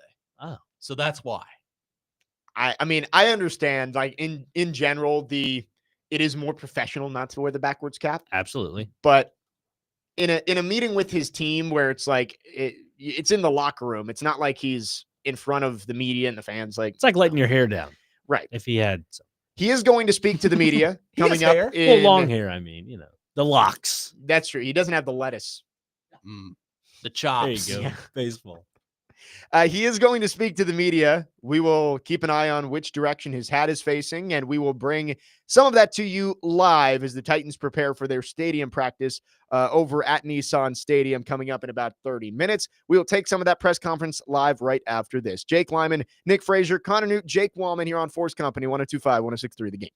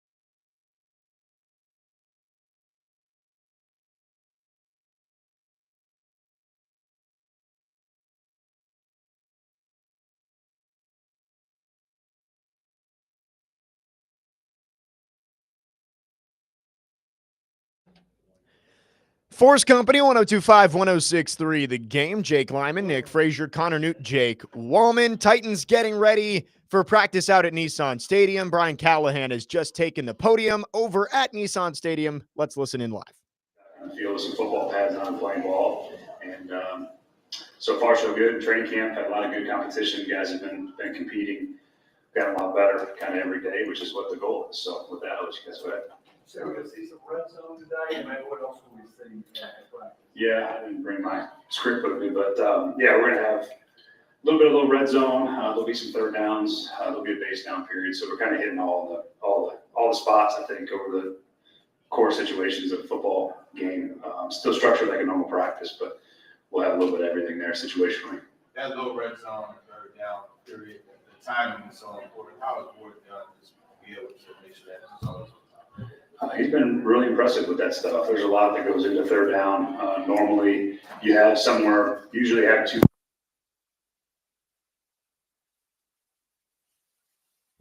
Seems like they might be having some audio issues over there. So we will spot to perform. There we go. I think as a quarterback in the league, both for us and I think around the NFL. There's a lot that goes on a quarterback's plate that they have to handle, and I think so far it's been pretty impressive with what he's been able to take from the meeting room to the classroom and apply it. And I think every time he goes out, he sees something new and makes an adjustment and gets better for it. So as many third down periods and work that we can get for Cam is going to put him in a place where he should be ready to go for the regular season as far as handling what NFL defenses bring at you in a game. So far, so good there. I see some new stuff here today with what you're doing in red zone and third down for him compared to the last couple of days. But do you get anything from seeing him in this setting for the first time? Absolutely. And, we'll work our silent count here in the stadium today. Not that we're expected to be so loud that we can't communicate, but just working that mechanic for the first time in the stadium with some crowd noise, hopefully, is a part of it. But it feels different when you're in the stadium. I mean, there's really no way to put it. It's not the practice field. We're not at St. Thomas. I mean, we're on a real football field in a stadium, and those things, they ramp up the competition. They ramp up the intensity sometimes, and it's good to see guys in that environment. What have you seen from Iowa Manor and DK so far in terms of getting in the right spot, getting there on time, those sorts of things that really have to be a factor in learning this offense? They've been really good. Two really smart young players. They have very, very minimal mental errors, which is really good to see for rookie players. Is they pick it up quickly. They work really hard at it. So every time they come out, they minimize their mistakes, which I think is the starting point. You have to know where to line up and know what to do, and then you got to know how to do it. And I think those guys have done a really good job of taking all those things kind of step by step. So again, early in camp and so far they've been good when it comes to knowing what to do and how to do it. What would you say the biggest hurdle is for both of those guys? And maybe it's different for each of them. So impact early. Yeah, the biggest thing for me for young receivers is when you put pads on and you start to play against press coverage. That's the difference for what these guys see more of now in the NFL is colleges play a lot of softer coverages, off coverages just in general. And so now you're going to deal with guys up in your face at the line of scrimmage. How do you release? What's your play strength versus guys when they're on your body? That's going to be a big point of emphasis and a big area of revelation to see how they handle those things early on. How does the infrastructure of the team help young guys like Alec and Premier, and then also Cam as well? Well, I think you have some veterans that have been around a while at those positions. Calvin's been an outstanding leader for us in terms of bringing guys with him, making the guys around him better, helping, pouring into the younger players with Brandon and Tim at the quarterback spot. They've been really helpful for Cam as well, just the perspective of what they've seen and different offenses and different defenses, and their experiences have been great. And they all communicate well together and try to help each other out. And I think that's what ultimately you want from your veteran players is you want guys that are going to pour into the players that are underneath them, even though they're all competing for spots. Our veterans have done a great job of taking that approach of trying to make everybody better, because at the end of the day, we're going to need as many of these guys as possible to help us win games, and they know that. And they do their part as veterans, and I've been really happy to see and proud of those guys for helping us develop these young guys too. Cody, Martin, and Jeff, and their interactions with Cam, how has that helped him come along? That's been great. I mean, I think you guys heard Cam talk about it, but they also have conversations back and forth with, what did you see there and why were you in this spot and how come you ended up breaking on that ball so easily. What did you see? And they just constantly have these conversations back and forth, which is how you get better. You know, those conversations are important for improvement. Brian, with these Titans of Tennessee videos the team's put out, I'm just curious, how involved have you been in that? Has there been a particular message you wanted to get across?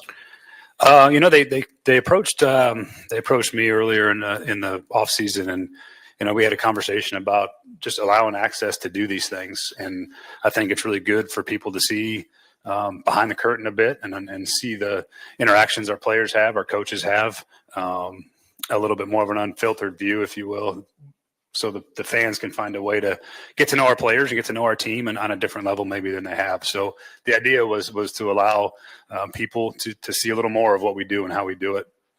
And so, yeah, I'm involved in the process, but I don't edit those videos or do anything like that. I just allow them access to meeting rooms and team meetings and miking guys up and then having conversations. And they've sort of taken it and run. And I think those videos have been really well done. Our content team, I think, has really poured in a lot of energy to making something that the fans want to watch. And I think so far it's been pretty cool. In those videos, the offensive staff has talked about wanting to have an explosive identity. Mm-hmm. Obviously, it's not all or nothing, but last year it felt like efficiency was more of an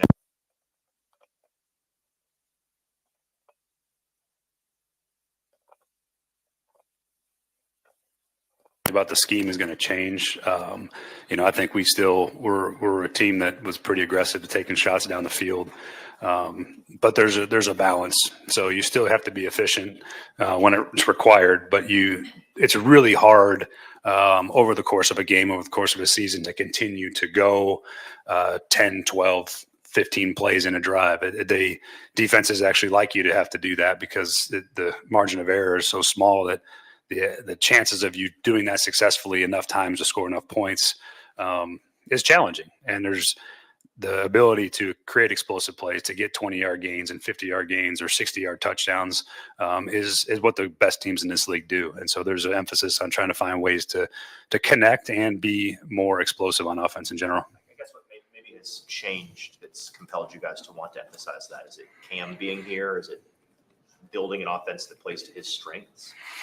I think that's always what we're trying to do is build an offense that plays to his strengths. He's pretty adept at throwing the ball down the field. That's something he did really well in college, and he's not afraid of being aggressive with the football, which is a good thing.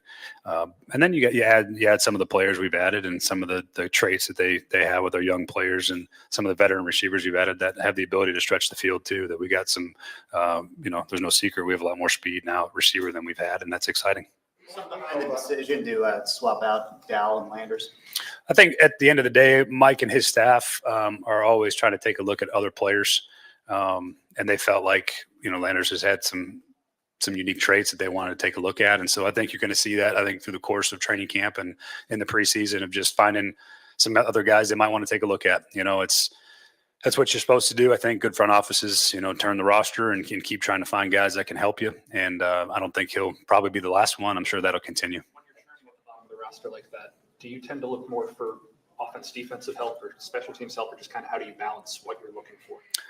Yeah, probably a better question for Mike at the end of the day. But you're always trying to find guys that you think might be able to help you, or guys that might be potential like practice squad players or developmental players that you can see maybe playing a role for you at some point, and guys that have traits to develop on top of it. So I think it's really more about it's not maybe one side of the ball or position specific. It's just, is there players out there we want to see and get in our building and get to know a little bit.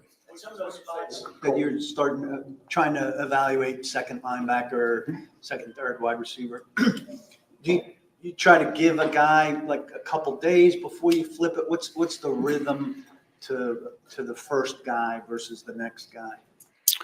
I think we're going to get more into that rhythm as we get into pads. But it's going to be, they're going to rotate. They both take those guys take reps with the ones they go back and forth. I mean, those guys they'll have ample opportunities to prove themselves and show that they can do the job.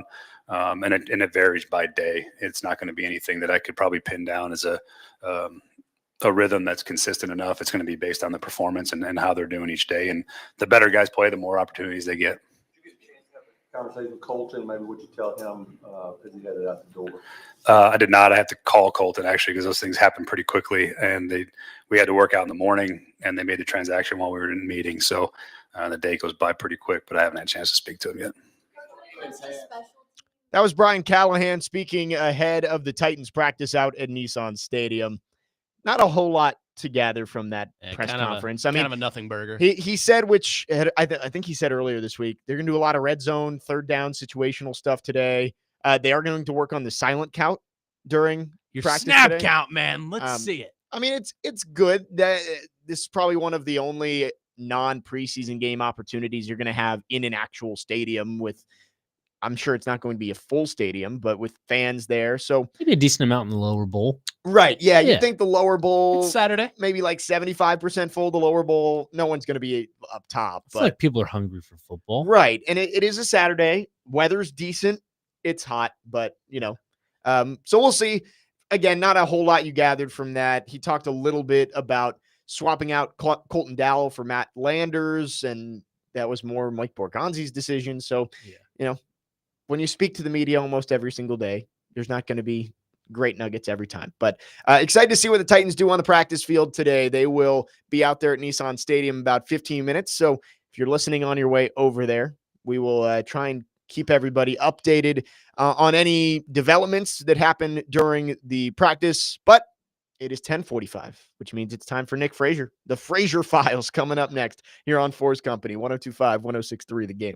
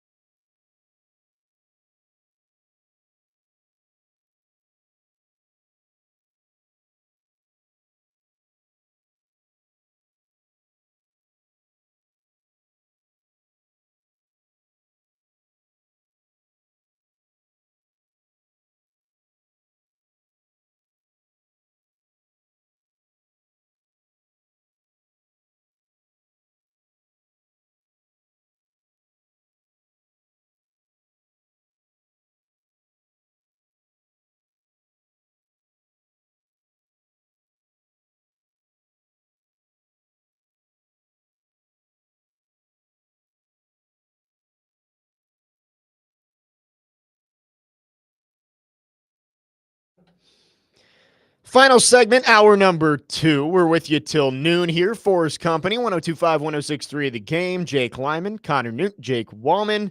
But you hear the music. It's time for one of our new favorite segments. And shout out to whoever keeps leaving the TV in the studio on USA Network, because this is always on. Oh, Law and Order. It just kind of relaxes. Yeah, I've heard Charmed is on there sometimes. Well, they leave TNT on in there. Gotcha. And it's like various comedies throughout the day. Love it. Like We're the Millers was on the other day. I was kind of relaxed. So, I mean, when we go a quick tangent before we Sorry, hand it off Frazier. to Sorry, I don't go ahead. Frazier. That's fine with me. Like when I'm on road trips with Vandy and like you're just in the hotel room, those stations that just play comedy movies all day long, that's my like savior. It's like I'll just throw that on and I'll do especially some the work. ones you've seen. Right. Yeah. It's like I'll just have, Wedding Crashers or something on in the background while I'm working. It's great. Anyway, Your Frazier's go-to Files. movies, yeah. Frazier Files, yes. Today, big topic of the weekend, I guess, for Nashville sports. Nashville SC played on a Friday night.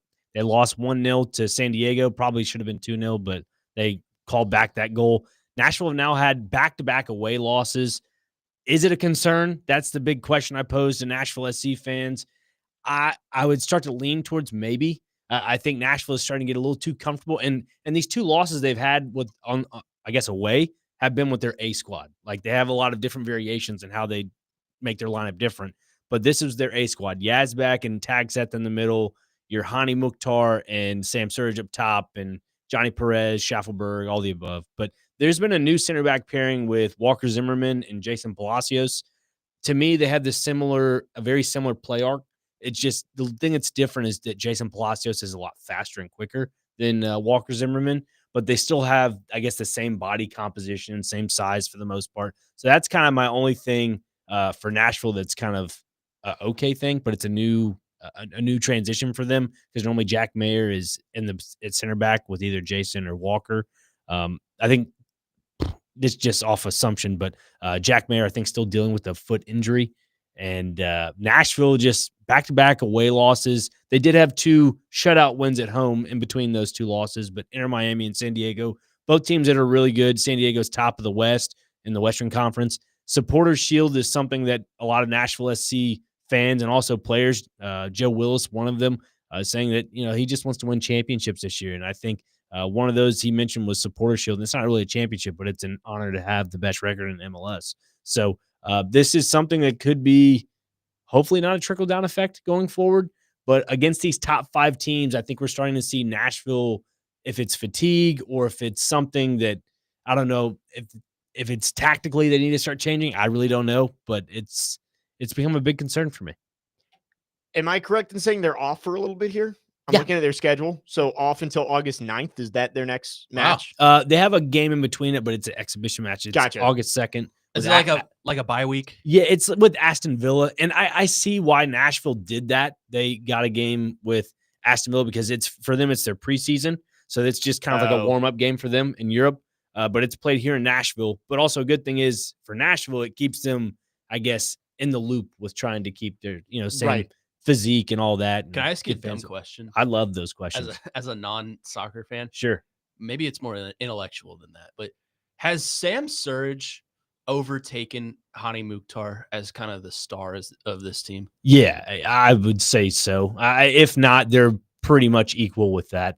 Sam Surge right now, man, is just on a different level. Because every time I see an update from Nashville SC, it's Sam Surge nets one. And I'm like, wow, this guy is freaking on a tear. Yeah, you got to give credit to BJ Callahan for that because when they had Gary Smith, I guess you could say Sam Surge was used incorrectly. Yeah. And now in this system where you actually have a true number 9, where you can actually pass him the ball to the back of the back post. Is it a more offensive system? Oh, 100%. Okay. Yeah. And I think that's kind of what got Nashville SC the loss last night is that Nashville was too much into the attack.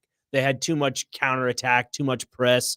And San Diego is one of those teams where if you slip up in the midfield, especially for Nashville, because you have Yazbek and Tagseth, if they go up into the attacking third, your midfield is now empty, and that gives enough room for Chucky Lozano to go through the middle of the. What a name! Yeah, his nickname is Chucky, but his name is Irving Lozano.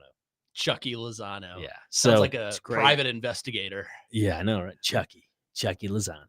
But anyways, yeah, Chucky ended up having a good assist to I think Dwyer's got last name. But yeah, that's how His first name's Joey. Yeah, Joey. Joey Dwyer. Joey Dwyer. Man of many talents. Yes. Yeah. So that's why Nashville lost last night. I think and I didn't get to go to the press conference because I fell asleep. I actually rewatched the game this morning in full. I got up around like 6 to watch it. Wow. So it's an hour and 30 minutes. It's 90 minutes. That is true. So- Soccer, one of the redeeming qualities of soccer, I'm not a soccer guy, is that you kind of know how long the game's going to go. Yeah. So that's Give or take. I will say, to the point of referees last night, there were some calls that probably should have been put towards Nashville's direction, meaning they should have had at least 2 penalty shots. One of them with, I think, the 77th minute, Hani Mukhtar had an opportunity on net, and San Diego's defenseman put his foot out, and I believe it looked like from the camera angle that he got fouled. And then Jacob Schaffelberg got, I guess, clipped at the top of the box. I think it was more near the 80th minute, near 90th minute, somewhere around there. But I think Nashville should at least have had 1 penalty kick just to at least equalize it. This team, they create enough opportunities where they should be awarded those. And I think Hani Mukhtar is the player in MLS right now that leads the league in most penalty kicks created. Wow. Yeah, with that. Nashville tied for second in the Eastern Conference and all of the MLS with 47 points right now. But again, they do not have another MLS match until August 9th, and their next home match is the 23rd. Yeah. So we got a little while, but 9 matches left in the regular season. So plenty of opportunities for Nashville to make another run. Obviously, it was 15 straight without a loss. And they still are unbeaten at home with that. It is 12 unbeaten at home, I believe. Wow. So they're still on a high roll there.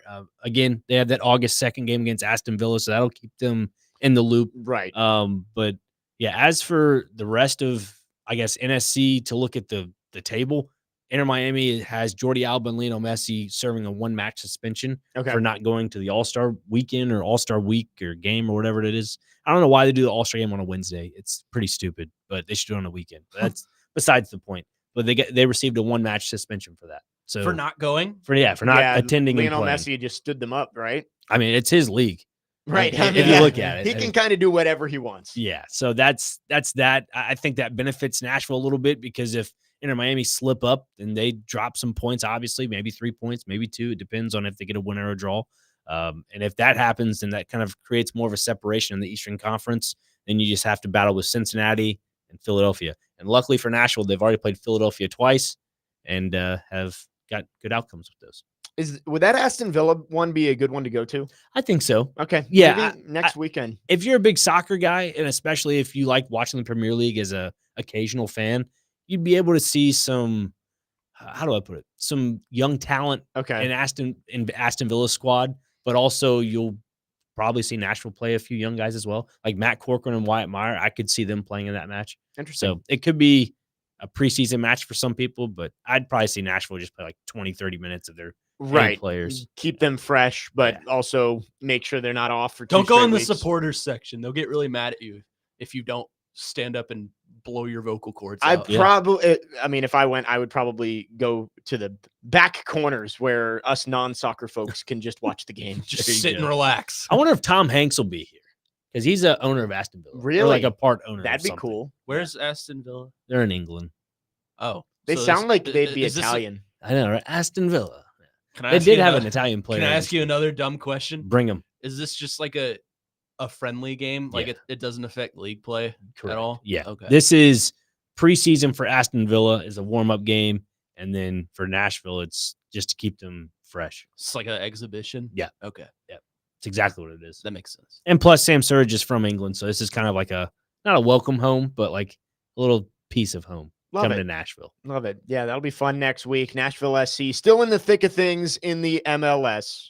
Thank you, Nick. You're welcome. We love Fraser's Files. Get our Nashville SC update every week at 10:40. Brisbane Broncos lost. Just had to tell you all that. Really? Yeah, What about the Eagles? The They're- Sea Eagles. It's bad.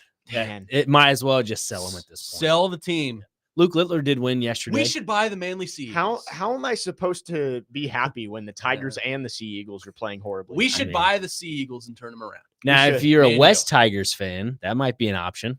Sadly, I'm not. You can be. I could. I could switch. You could be. 615-737-1025 is our phone number. We'd love to hear from you. Our phone line's driven by WilsonCountyHyundai.com.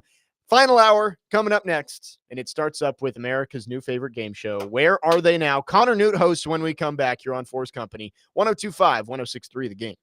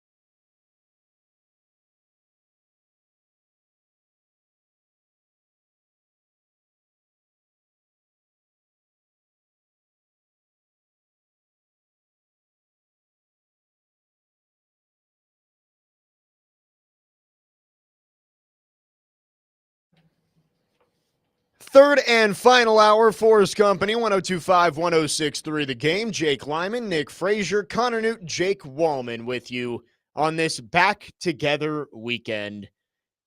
Titans practice about to get underway over at Nissan Stadium. We will keep an eye on everything going on over there. If there's any updates to give, we will bring them to you. We are broadcasting live from the Busy Bee Plumbing, Heating, and Air Conditioning Game Nashville Studios, home of the $99 yearly BI membership, where the buzz is always about great service.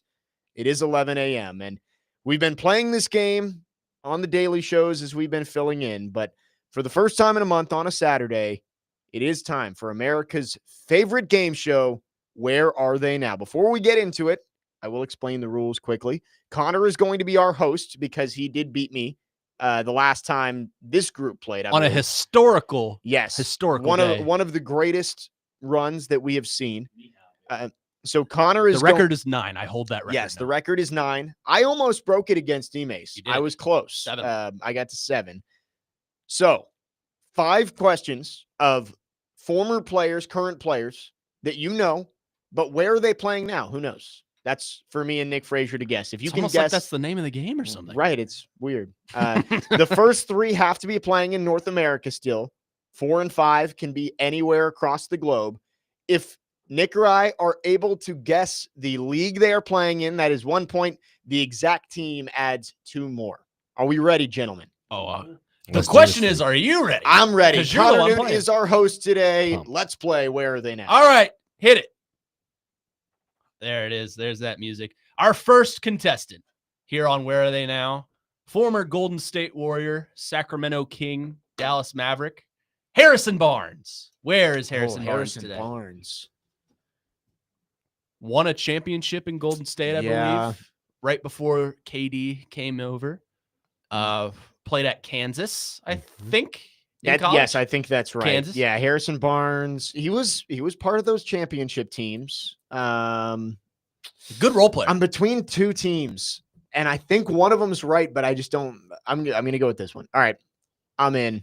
All right, Jake Lyman is locked in. We await Nick Frazier's answer, who I know just has basketball on his mind. Yep, all day, every day. day. Are we ready? Mm-hmm. Jake Lyman, hit it.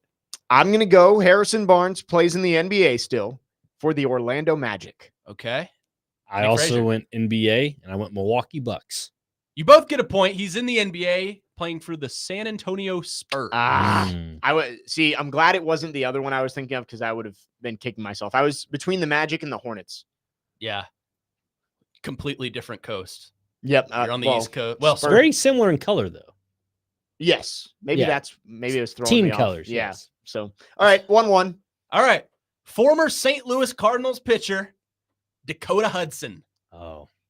Where is Dakota Hudson? A very, very subpar bullpen arm. Not great, but it is a former Cardinal. If we're guessing minor leagues, do we have to guess like league, like level? Yeah, like AA, AAA. Okay. Yep. I wrote the specific league, but if you give me AA or AAA, I'll accept. Okay. What if he was called up this year? We got to go current. We got to know where he is currently. Yeah. Well, I know the organization. What's his address? 1685 Baltimore Way. I don't know. Baltimore Way. All right. Are we good? I'm ready. I'm ready. All right, Nick Frazier, you're up. I have the MLB and I have Baltimore Orioles organization. Okay. So, all right. I'm going AAA, International League, the Syracuse Mets. He is in AAA, the MILB, for the greatest team name of all time, the Rocket City Trash Pandas. He's with the Trash Pandas. In the Los Angeles Angels organization. Okay. So Jake Lyman leads 2-1. We got a pitcher's duel going on in the early innings. Yeah, we couldn't get and these are supposed to be the easier ones, which is tough. They're not easy. No, they're not easy, but it is they're more easier. achievable. They're easier than the 4th and 5th. They're more achievable. Somebody in the YouTube chat just said Spurs, so I guess they got the Harrison Barnes, but they go wrong. Yeah. Don't sorry. Don't use the text. I won't be. They won't help. They can help you, but don't let them help you. Our final contestant in North America, former Ole Miss defensive lineman, former NFLer, if that gives you a little bit of a hint, Breland Speaks. I thought you were going to go Robert Kemdiche. Yeah, I thought the same thing. I was like, dang it. Breland Speaks. Former Rebel. Played on the same team as A.J. Brown and DK Metcalf, I want to say. Mm-hmm. I thought he was next up. I thought he was going to be good. Played stints. Let's see. I think he was with the Raiders at one point. He bounced around the league a lot. Let's see exactly. Yeah, what are those NFL teams? Those actually would help right. my answer. I'm in for the win. Let's see. Before we get there, I just want to see what teams he plays. I'm sorry, this is really bad radio right now. No, it actually would have helped my answer. Thank you. Good old Wikipedia will help us out here. Kansas City Chiefs. Okay. Oakland Raiders. Oh, wow. He's played for just about every team. Chiefs, Raiders, Cowboys, Giants, Cowboys again, Bills, 49ers, Jaguars. All over the map. All over the place. All right. Roughnecks. There we go. All right. We're good. Okay. So we have Nick Frazier's answer. We have his answer. This is going to be a big answer then because I'm going to go Canadian Football League. Ooh. Nick Frazier. Oh, sorry. Go ahead. The Montreal Alouettes. That's a good answer. Nick Frazier has tied it up. Huh. He is in the UFL. It's a 50-50 shot. The Michigan Panthers. Who are no longer a team. Really? Yeah, they just moved a bunch of teams out of certain cities into other ones. So, well, we may need to reassess that one. Well, I'm sorry, but he's still part of that organization. I think. Still in UFL. So right. Yeah, there we go. So it's 2-2. We're tied up. As a reminder, no more North America. This can be anywhere in the world. Yes. Ni hao. I give you, with number 4, an arch enemy of mine. Destroyed my heart in the 2017 March Madness Elite 8. Former Tar Heel Luke May, brother of Drake May. Luke May. Was not that great of a player at North Carolina, just happened to hit one of the clutchest shots in March Madness history. Luke May. He was a former NBA player, I believe. Played for the Bucks. Let's see. He was one of Roy Williams' guys. Like, he loved Luke May. Let's see where Luke. The whole May family. Yeah, are they're all athletes Tar Heels. and play for the Tar Heels. Played for. Well, he was a former Buck, but everywhere else he's played, he's all right across the map. I'm in.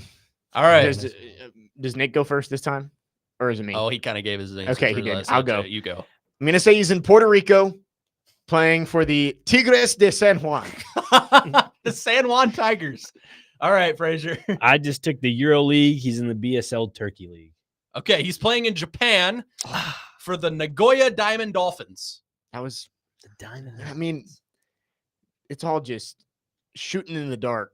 So we're still tied at 2. All right, heading to the final one. Do you have a tiebreaker ready? I'm gonna whoop one up while you guys do this. Okay. One. But our last contestant today is a former Chicago Cub, Patrick Wisdom. Patrick Wisdom. That's recent. Yeah, he's very recent. Okay. He played for the Cubs last year. He is no longer in the majors. Oh, I know. I got this. No longer in the majors.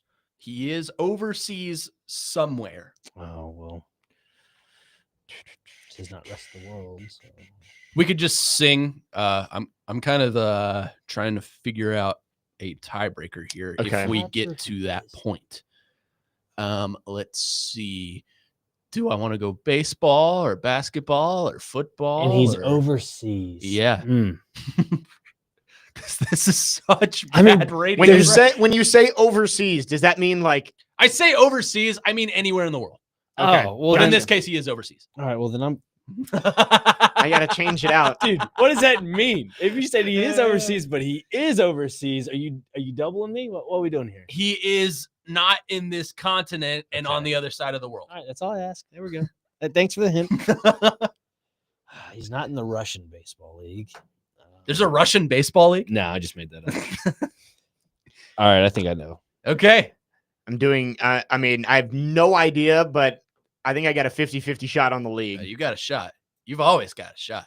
May not be a big shot, but you got a shot. All right. All right, You Nick ready? Frazier.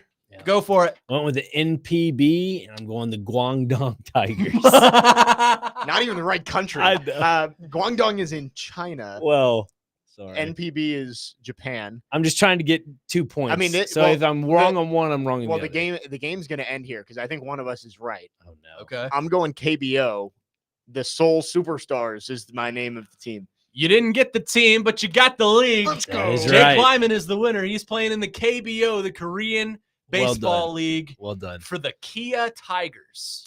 Oh, I see. I always go Tigers because it's just safe. It feels like the Guangdong Tigers. The foreigners love Tigers. The Tigres de San Juan. Rawr. So I didn't come up with a tiebreaker, but You didn't need it. we don't need it. All I right. can if you want one for funsies, but I will host next week. Okay. So one of these days, Nick Frazier's going to get to host. I even had a full list of people. I know, I'm like, I'm ready to go. He's got the well ready. I do. It's great.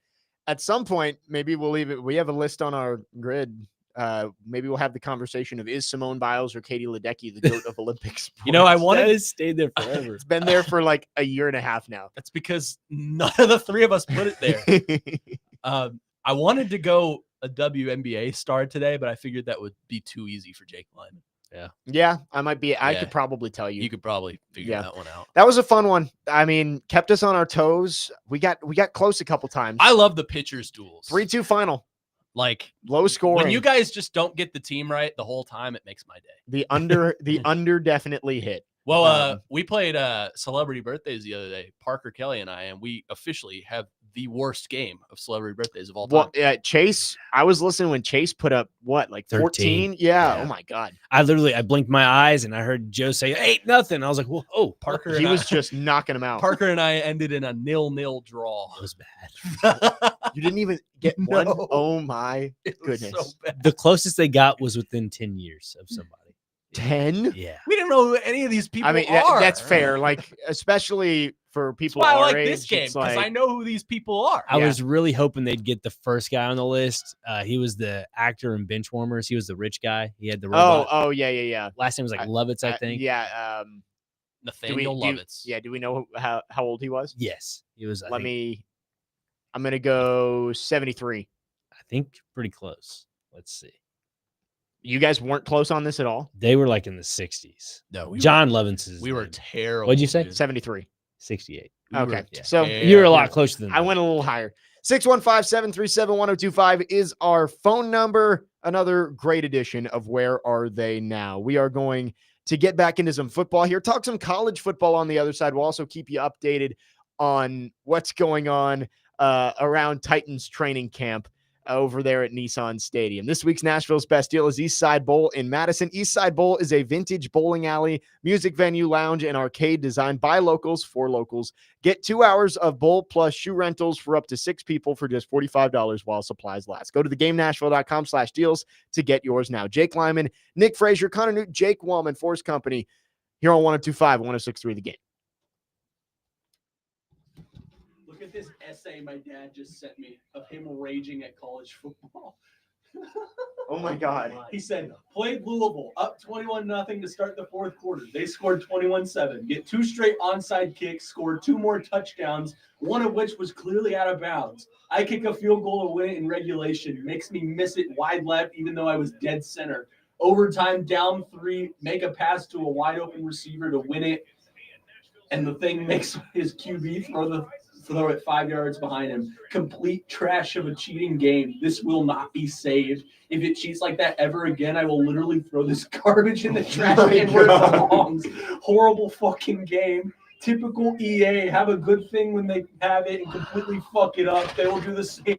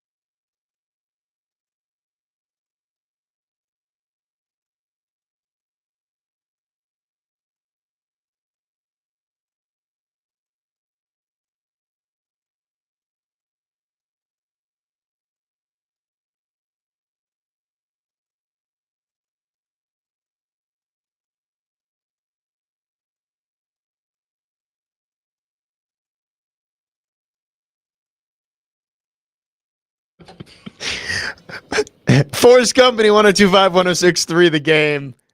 Lots going on in studio right now. Jake Lyman, Nick Frazier, Connor Newt, Jake Wallman with you on this Saturday morning. Final hour. We'll talk some Titans training camp. They are out there at Nissan Stadium right now. We will check in on how things are going out there. Also talk some college football, but let's go to our phone lines driven by WilsonCountyHyundai.com. We briefly mentioned the topic that's been sitting on our grid for like a year of Simone Biles versus Katie Ledecky. And I mean briefly. And apparently Adam in Portland has a thought, so I'd love to hear. Adam in Portland, go ahead. Thanks for calling. Well, it's a great topic, and they're both wonderful, dude. But I think Katie Ledecky is the best athlete in the world, and it's because she's like, you got to be such a self-starter to do what she does. And in most sports, you probably do, but her specifically, she's by herself. She's like, and she crushes her own records. She doesn't just like skip past or barely inch out her own records. It's usually by a pool's length that she beats her own records. It's wild. So I always think about it, man. I'm like, God, like, because I think LA is going to be her last one, but she's phenomenal, man. And Simone Biles is great. Like I always thought, like the dudes who would speak up about Simone Biles, like, yeah, like it made her a political thing, really ticked me off. Like she is an incredible athlete and human being, but Katie Ledecky is just, she's the best athlete ever, I think, dude. Like I would put her like Michael Jordan, Katie Ledecky, like right there. So thanks for the call, Adam. No, it's a good point. I think both in their own rights are they are the best in their sport for sure. Simone Biles, I just think what she does is so impressive. Like there's nobody else in the world who could do what she does. Yeah, and he makes a good point about how Ledecky might go out on top in LA for that last Olympics. It also makes me wonder how many more U.S. athletes are going to say, I'm done with Olympics and retire as well.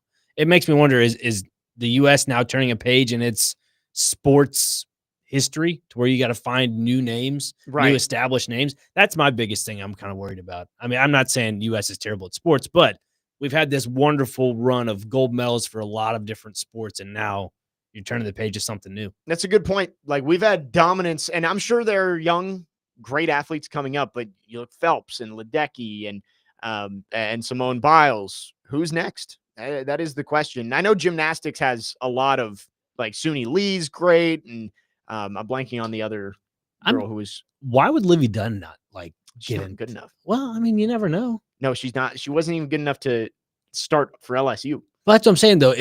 If you can not be good at something, but then become good at it, especially in the Olympics, if you have an opportunity to go do it, just go do it. I mean, I wouldn't doubt that she would at least try. Like, but I think it would bring more awareness to the sport. That's what I'm saying. With the attraction she has on social media, I think it'd be good for it. It's TV purposes. I'm wondering if she even wants to keep doing gymnastics at this point, because it's like she's just kind of, I mean, she can do her modeling and advertising, and it's fair being a power couple with Paul Skeens, like, but is amazing. I mean, I wouldn't if she wanted to try. I just think that it's such a hard team to make, first of all, because I think only 5 make it, and then there's like one who's a reserve in case of injury. Yeah. But you got to be one of the top 6 in the country to even make the team, which is, it's tough.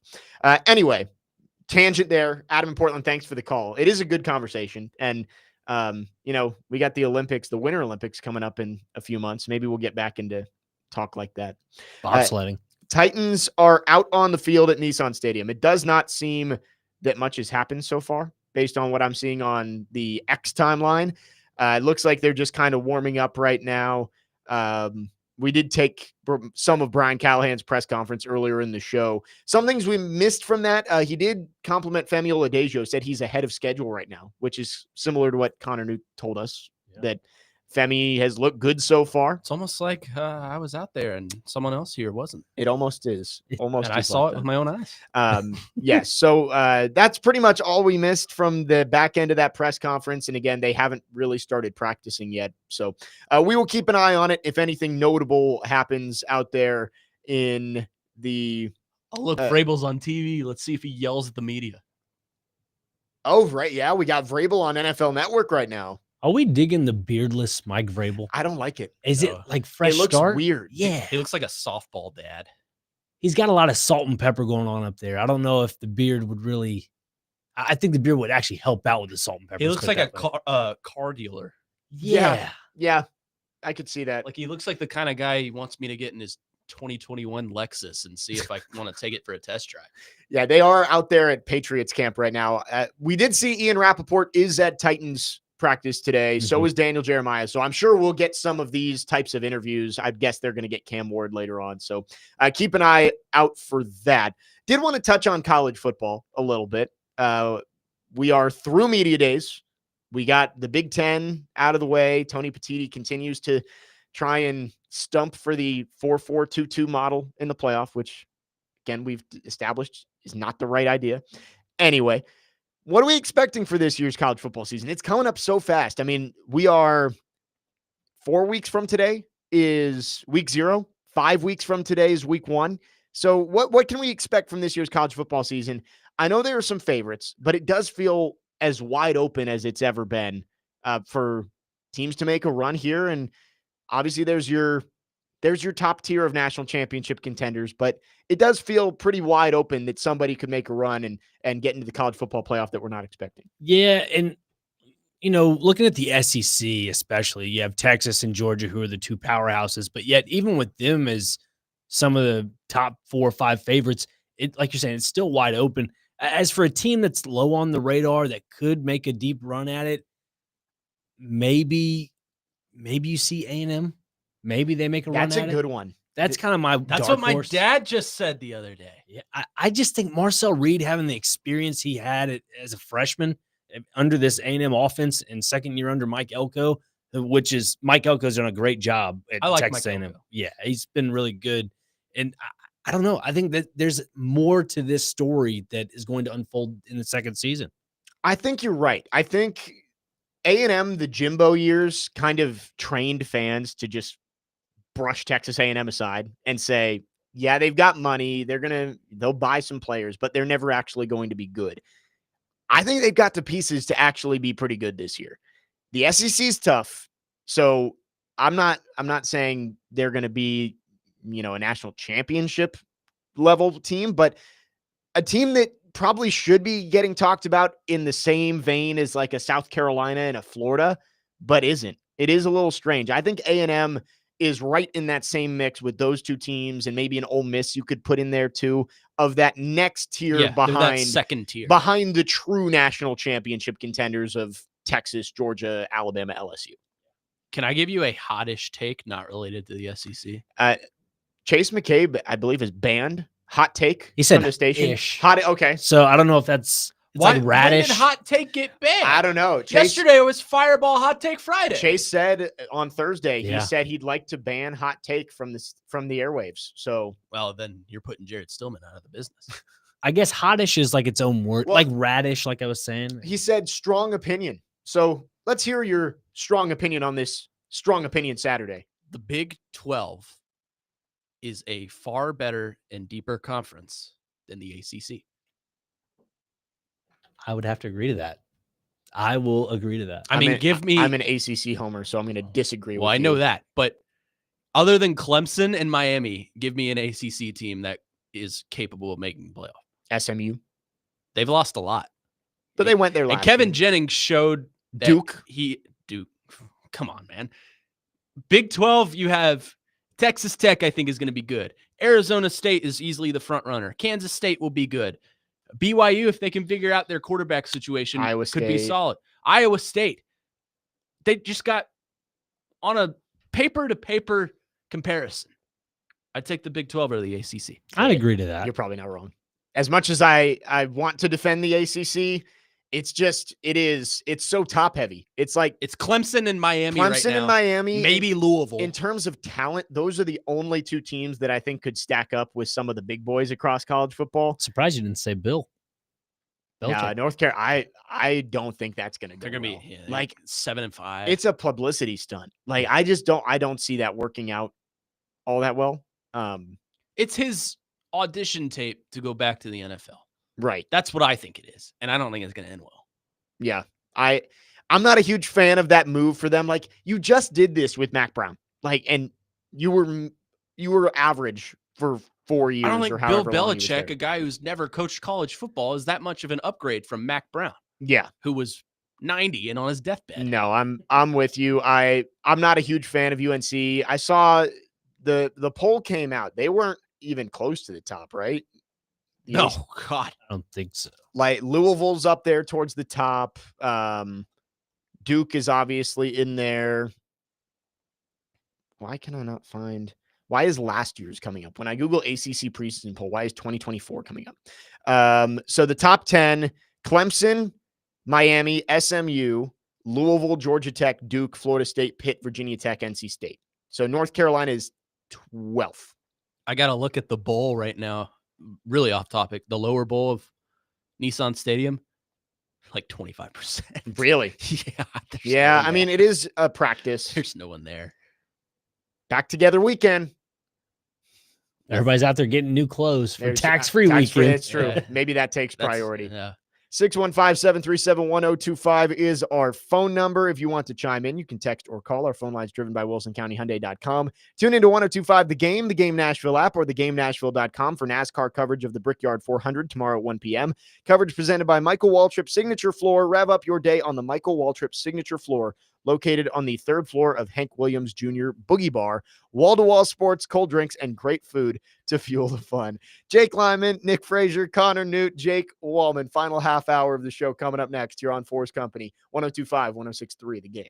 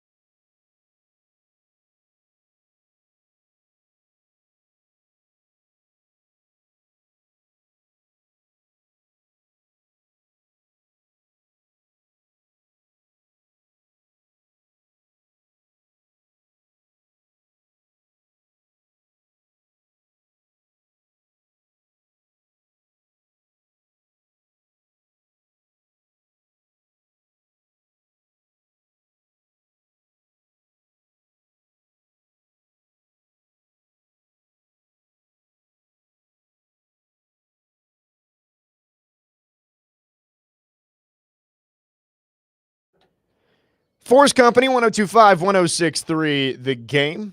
Jake Lyman, Nick Frazier, Connor Newt, Jake Flexing over there, Wallman. Hulk Hogan. Sorry? You were doing some flexing Fraser right there. was just like, ugh. This is my big flex. That'll go in the Connor Newt Hall of Fame of random noises. Yeah, which there are plenty of. Yes, there are. I mean, you should have heard Rex Road this week. His Dan Campbell impression. That's pretty good.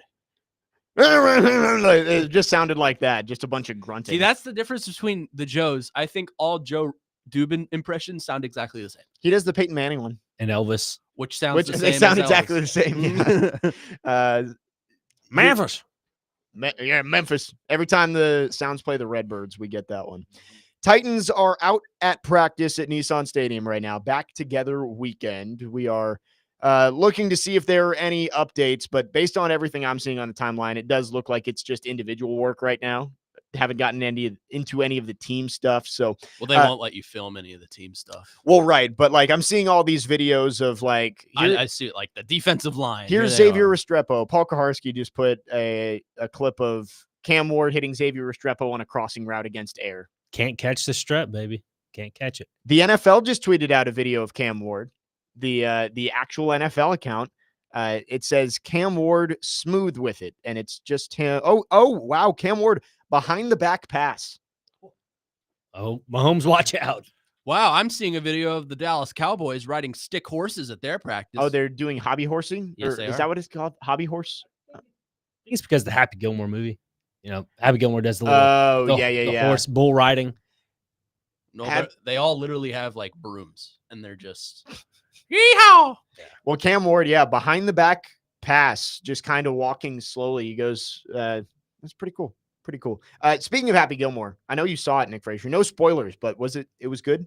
It had its moments, yeah. Okay. I would definitely say Happy Gilmore 2, it obviously has the same ensemble as Happy Gilmore, but the original's way better. A little more meat and potatoes to number 1 than number 2. It's, from what I've gathered, it's very like fanfare. It's like, we're going to give you all the cameos you want. We're going to do all the callbacks to the first one. That's why I think it's like, kind of suck. which I don't think it's going to be a good movie. I think it's going to be an entertaining movie. So I'm excited to watch. It's a great way to put it. Like, I'm not putting any spoilers out there, but Scotty Scheffler in that movie, great. It's not going to win any awards, is what I've gathered. But like, is it a good time? Yeah. And it'll get money. All right, people will watch. It's a I'm good excited. time. I will find some time to watch that either this weekend or maybe early next week. It's an hour and 57 minutes, which is Wait, surprising. 2 full hours. Yeah. Wow. I'm surprised they had enough content for that. And I will say, continue watching the credits. That's all. Okay. That's all you got to add. Post-credit scene. Do we get an alligator tribute? Oh, there's plenty of that. Are we gonna get? Is it like the Happy Gilmore cinematic universe? Like, is it post-credit setting up for Thanos arriving? No, nothing. Are we like gonna that, see but Billy Madison make his way to this universe?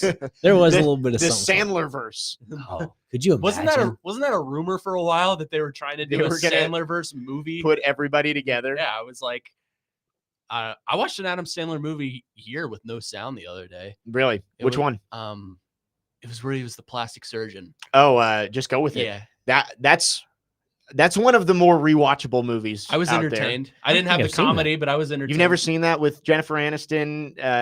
They bring her kids to Hawaii. Is that a Netflix one? No, it's where it's older. They find the Adam Sandler's trying to get with Brooklyn Decker. Yep.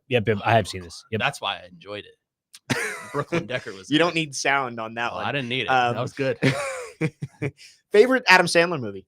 Ooh. While we're just on this tangent, I mean, I love Grown Ups. I love both of those. Happy Gilmore, I think, Happy is Gilmore up is there up for me. I love Billy Madison. I love Waterboy, of course. The Longest Yard's good. You know what I liked when I was a kid, and it doesn't hold up as well now, but I liked Bedtime Stories.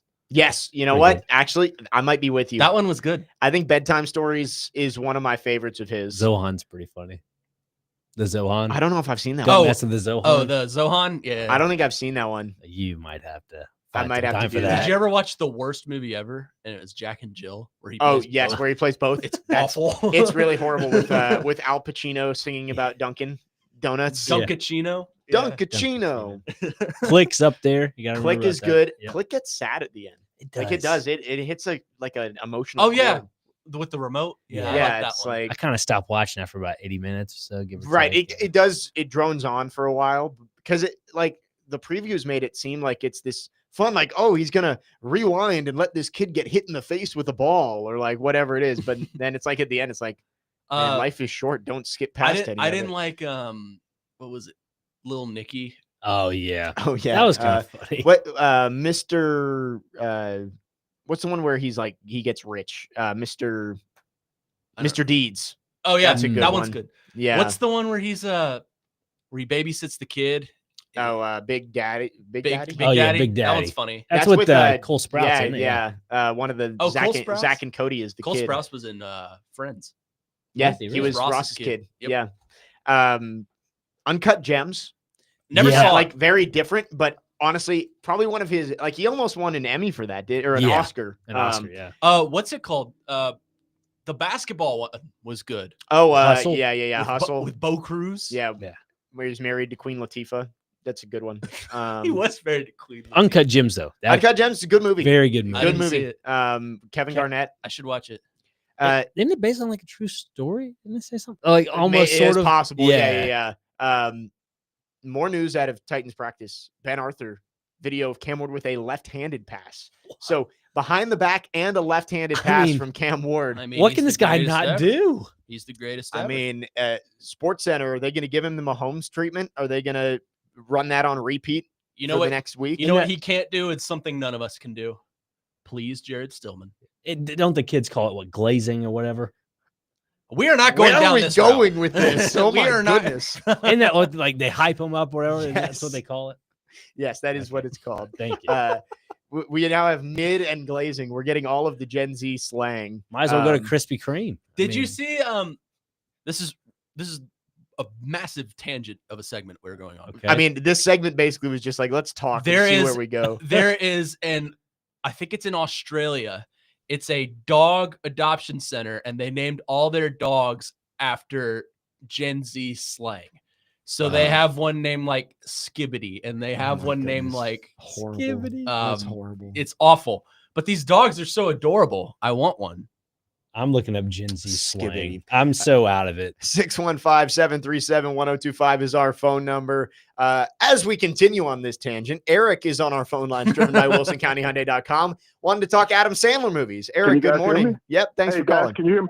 You were talking about Adam Sandler's movies. I thought of another one which I liked. It was pretty good. It was sort of comedy drama. Wasn't he in a movie called Spanglish where he was the chef and Yes. his wife was Taya Leone? And I forget who was the, I guess his like housekeeper, whoever it was. There was a Hispanic woman, but I think there was like underlying tension with her or whatever it was. But I thought that was a pretty good movie. It was comedy, but it was also kind of dramas and stuff. And I thought that was a pretty good movie. Right. I think I watched that a long time ago. I maybe that's one to rewatch, but I do remember the movie you're talking about. Yeah, but I just thought that was another one I'd throw out there.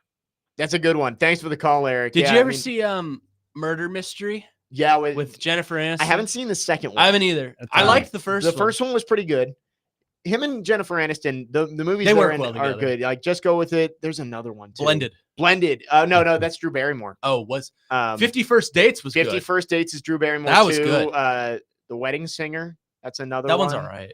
But yeah, Blended, underrated. Like, it looks really stupid, and it kind of is stupid, but it is funny. There's some funny. Chuck and Larry's a good one. Oh, Chuck I know, and yeah. Larry. Kevin James. Kevin That's James. hilarious. What's the one with Andy Samberg where? Oh, he's that's dad? That's my boy. That's, that's my boy. That Yeah, one's good. it's a good one too. Lots of good Adam Sandler movies. As Happy Gilmore 2 released yesterday. Got to watch it.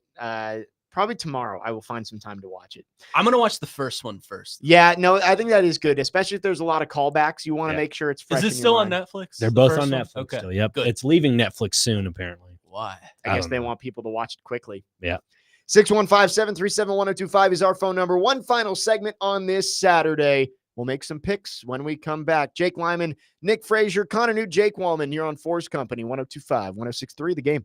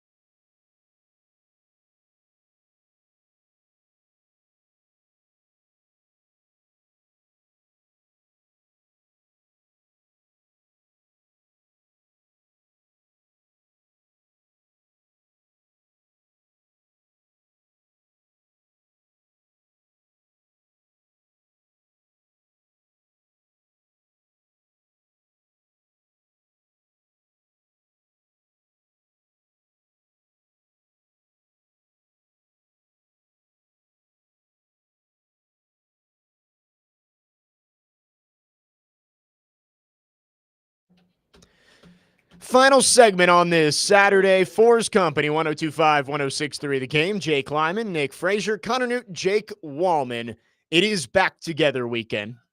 4's Company Back in time. back together for the first time in almost a month. I love me some Huey Lewis, man. Oh, yeah. I'm phenomenal. I never heard that song before. You never heard? Have you ever seen Back to the Future? Okay, maybe I have, but I not in a long time. Indirectly. Yeah. Like I've seen Back to the Future. I think it was like same thing, like it was on USA Network or something. I watched it. I've not gone out of my way to watch it. Great trilogy. That's a movie I could just sit down and watch on AMC. The first Any one. of The first one. Maybe I need to go back. I definitely have seen it. Like I understand it. Like I understand the whole movie, but like the first one is perfect. The second one and the third one are good, but the first one's just elite. All right. It's got a little baseball tonight in there. Maybe It has a little vibe to it. I've got some work to do then. Some homework. They are featuring the Titans right now on NFL Network. Looking at Cam Ward, they've got Matt Castle and Bobby Bones, noted football expert, out there at Nissan Stadium talking about the Titans. So I'm sure they'll have more stuff. Practice going on right now. Doesn't look all that well attended. It is hot out there. I will give Titans fans credit that, you know, it's going to be like 95 degrees today, but we'll keep an eye on that. Let's make some picks, though. Final segment of the show. We're sticking with baseball here. There really isn't anything else to pick right now, and we'll give us a wild card. Let's start with Phillies and Yankees today. Big matchup between two playoff teams in the AL and the NL. Who wins it, Philly or New York, Nick Frazier? I'm going with Philadelphia. I saw there was some news about Aaron Judge, and there's some form of an elbow injury or some little elbow knock that he got, I think, last night or the day before. And that just leads me to think Philadelphia is going to go and take care of business, even though it's in New York. I'm going to go Phillies, too. The Yankees are just the Penn State of Major League Baseball right now. They can't put it together against these good teams. Yep. Their hitting struggles, their pitching especially struggles. I think Bryce Harper has a big day. I could see him going yard today. They're about to get started. I don't know about twice. Maybe just one. It is Yankee Stadium. That is true. Short porch. They're about to get started in the Bronx. I will go Phillies as well. Ranger Suarez on the mound. Marcus Stroman for the Yankees. Advantage Philadelphia. Jake Wallman, are you making it a brotherly love sweep? Yeah, I am. All right. Phillies. Love it. 4 Phillies. Dynamite analysis. Means the Yankees likely going to win. Let's go to Fenway Park, I believe. Yes, in Boston. Dodgers, Red Sox. Clayton Kershaw on the mound for the Dodgers. Garrett Crochet on the mound for the Red Sox. Give me the Red Sox. I think the Red Sox play well under Garrett Crochet on the mound. This lineup for Boston has just been inconsistent, but at home, these youngsters really know what to do. Connor, not Connor Newt, but I don't know how to pronounce his last name. It's like it's me. No, it's not I was Connor. out there. It's an outfielder or second baseman. You know what I'm talking about? For the Red Sox? Yeah. Rafaela? Yeah, Rafaela. Thank you. Yeah. And then you got Roman Anthony as well. Yeah. Those youngsters that are really starting to catch on, get their feet under them. So I'm going to go with Boston. I'll go LA. They hit a bit. Let me start over. I know. I'll go Los Angeles. They hit a bit of a hitting skid as of late, but they're starting to piece it together, starting to hit it. I think they got the hitters to shell out Garrett Crochet, and I think they can get out of this game pretty early if they do that. Without Mookie Betts, by the way. No Mookie. Against his former team. That's okay. Shohei, Freddie Freeman, Will Smith, they got the hitters. I'm going to go Red Sox too. I think Crochet is firmly the third best pitcher in the league. And I think he's able to get it done, even against a very good Dodgers lineup. Jake Wallman, Dodgers or Red Sox? I'm going with the Dodgers. Boston's been on sort of a slide since coming back from the All-Star break. Mm-hmm. All right, so we're split. Plus, that LA lineup's pretty lethal. 2-2. We got 2 on the Sox, 2 on the Dodgers. Time for a wild card. I mean, baseball's the easy one, but you can go anywhere with this. Nick Anywhere? Frazier. And you mean anywhere? I mean anywhere. Oh, I'm making history here. Yeah, Connor's going to make history here. You know what? We'll save Connor best for last. Okay. Nick Frazier, go ahead. Your guys, mainly Sea Eagles, is going up Sunday morning at 1:05 a.m. against the Canterbury Bulldogs. I know And Jake Lyman will be up. He will be I up will. for that. I will be ready to roll. Just a team that's falling apart as we speak. The Sea Eagles going up against the Canterbury Bulldogs, who are top 3. I believe they're number 1 right now in the standings. So it'll be a good matchup for that. But I'm taking the Bulldogs. I am going to wishful thinking, try and get the Tigers out of this slump that they're in. Tigers have lost 11 of 12, 10 of 11, something there. I'm losing track at this point, but Tarek Skubal is on the mound today. They're going to win. It's going to be a bounce back win. They're going to make some trades at the deadline, and the Tigers are going to get back on track. Wishful thinking. Tigers actually did just make a trade literally 3 minutes ago. They've traded our good friend Brewer Hicklin to the Phillies for cash consideration. So a blockbuster. Former Nashville Sound Brewer Hicklin has been traded to the Phillies. Jake Wallman. You know what I learned? Nestor Cortez pitches for the Sounds. Well, yeah, he's on rehab assignment. Oh. So he will be going back up to the Brewers at some point. I haven't done a Sounds game in like a month and a half. Neither have I. I'm out of it. Nasty Nestor is what they call him. That's horrible. Yeah. Wow. Who thought of that? Well, he's Nasty Nestor. Yeah. Now he's Nasty Nestor. Take that guy's paycheck. It's terrible. Jake Wallman, what is your So wild card? I'm gonna be a bit of a sicko. Uh-oh. And I'm gonna pick the Thursday night game, the Hall of Fame game up in Canton. Oh wow. You are I kind of forgot that was even going on. It is football. It's not good football, but it's football. I mean, who doesn't get excited for Taylor Heineke versus Hendon Hooker? I mean, you're right. Is Hendon Hooker even going to play? I've heard he's getting they moved said slower down the depth chart. Uh-oh. Well, I looked at the depth chart via CBS Sports, and he is listed number 2. So I do think whether he's 2 or 3, I think he still gonna play, plays. yeah, because we know Jared Goff's not taking those snaps. I'm going with the Lions. I love Dan Campbell. I'm here to break some kneecaps and chew some bubble gum. So, all right, yeah, and we're all out of Lions. kneecaps. Yeah, we're all out of kneecaps. Lions win July's most important football game on Thursday night. All right, Connor Newt, make some history for us. All right, in the Newtverse, the Connor Newt franchise in Dynasty 26. Number 1 Ohio State and number 4 Penn State play. Give me the Nittany Lions to finally get it done. I can't believe you're picking a virtual video game. This is how desperate we are for sports. Is it on the road? Are you in Columbus or are you? It's not me. It's just happening. Okay. It's never mind. It's in Happy Valley. I'm gonna take. I don't know if Penn State gets it done. Well, good thing it's my pick and not yours. Oh, okay.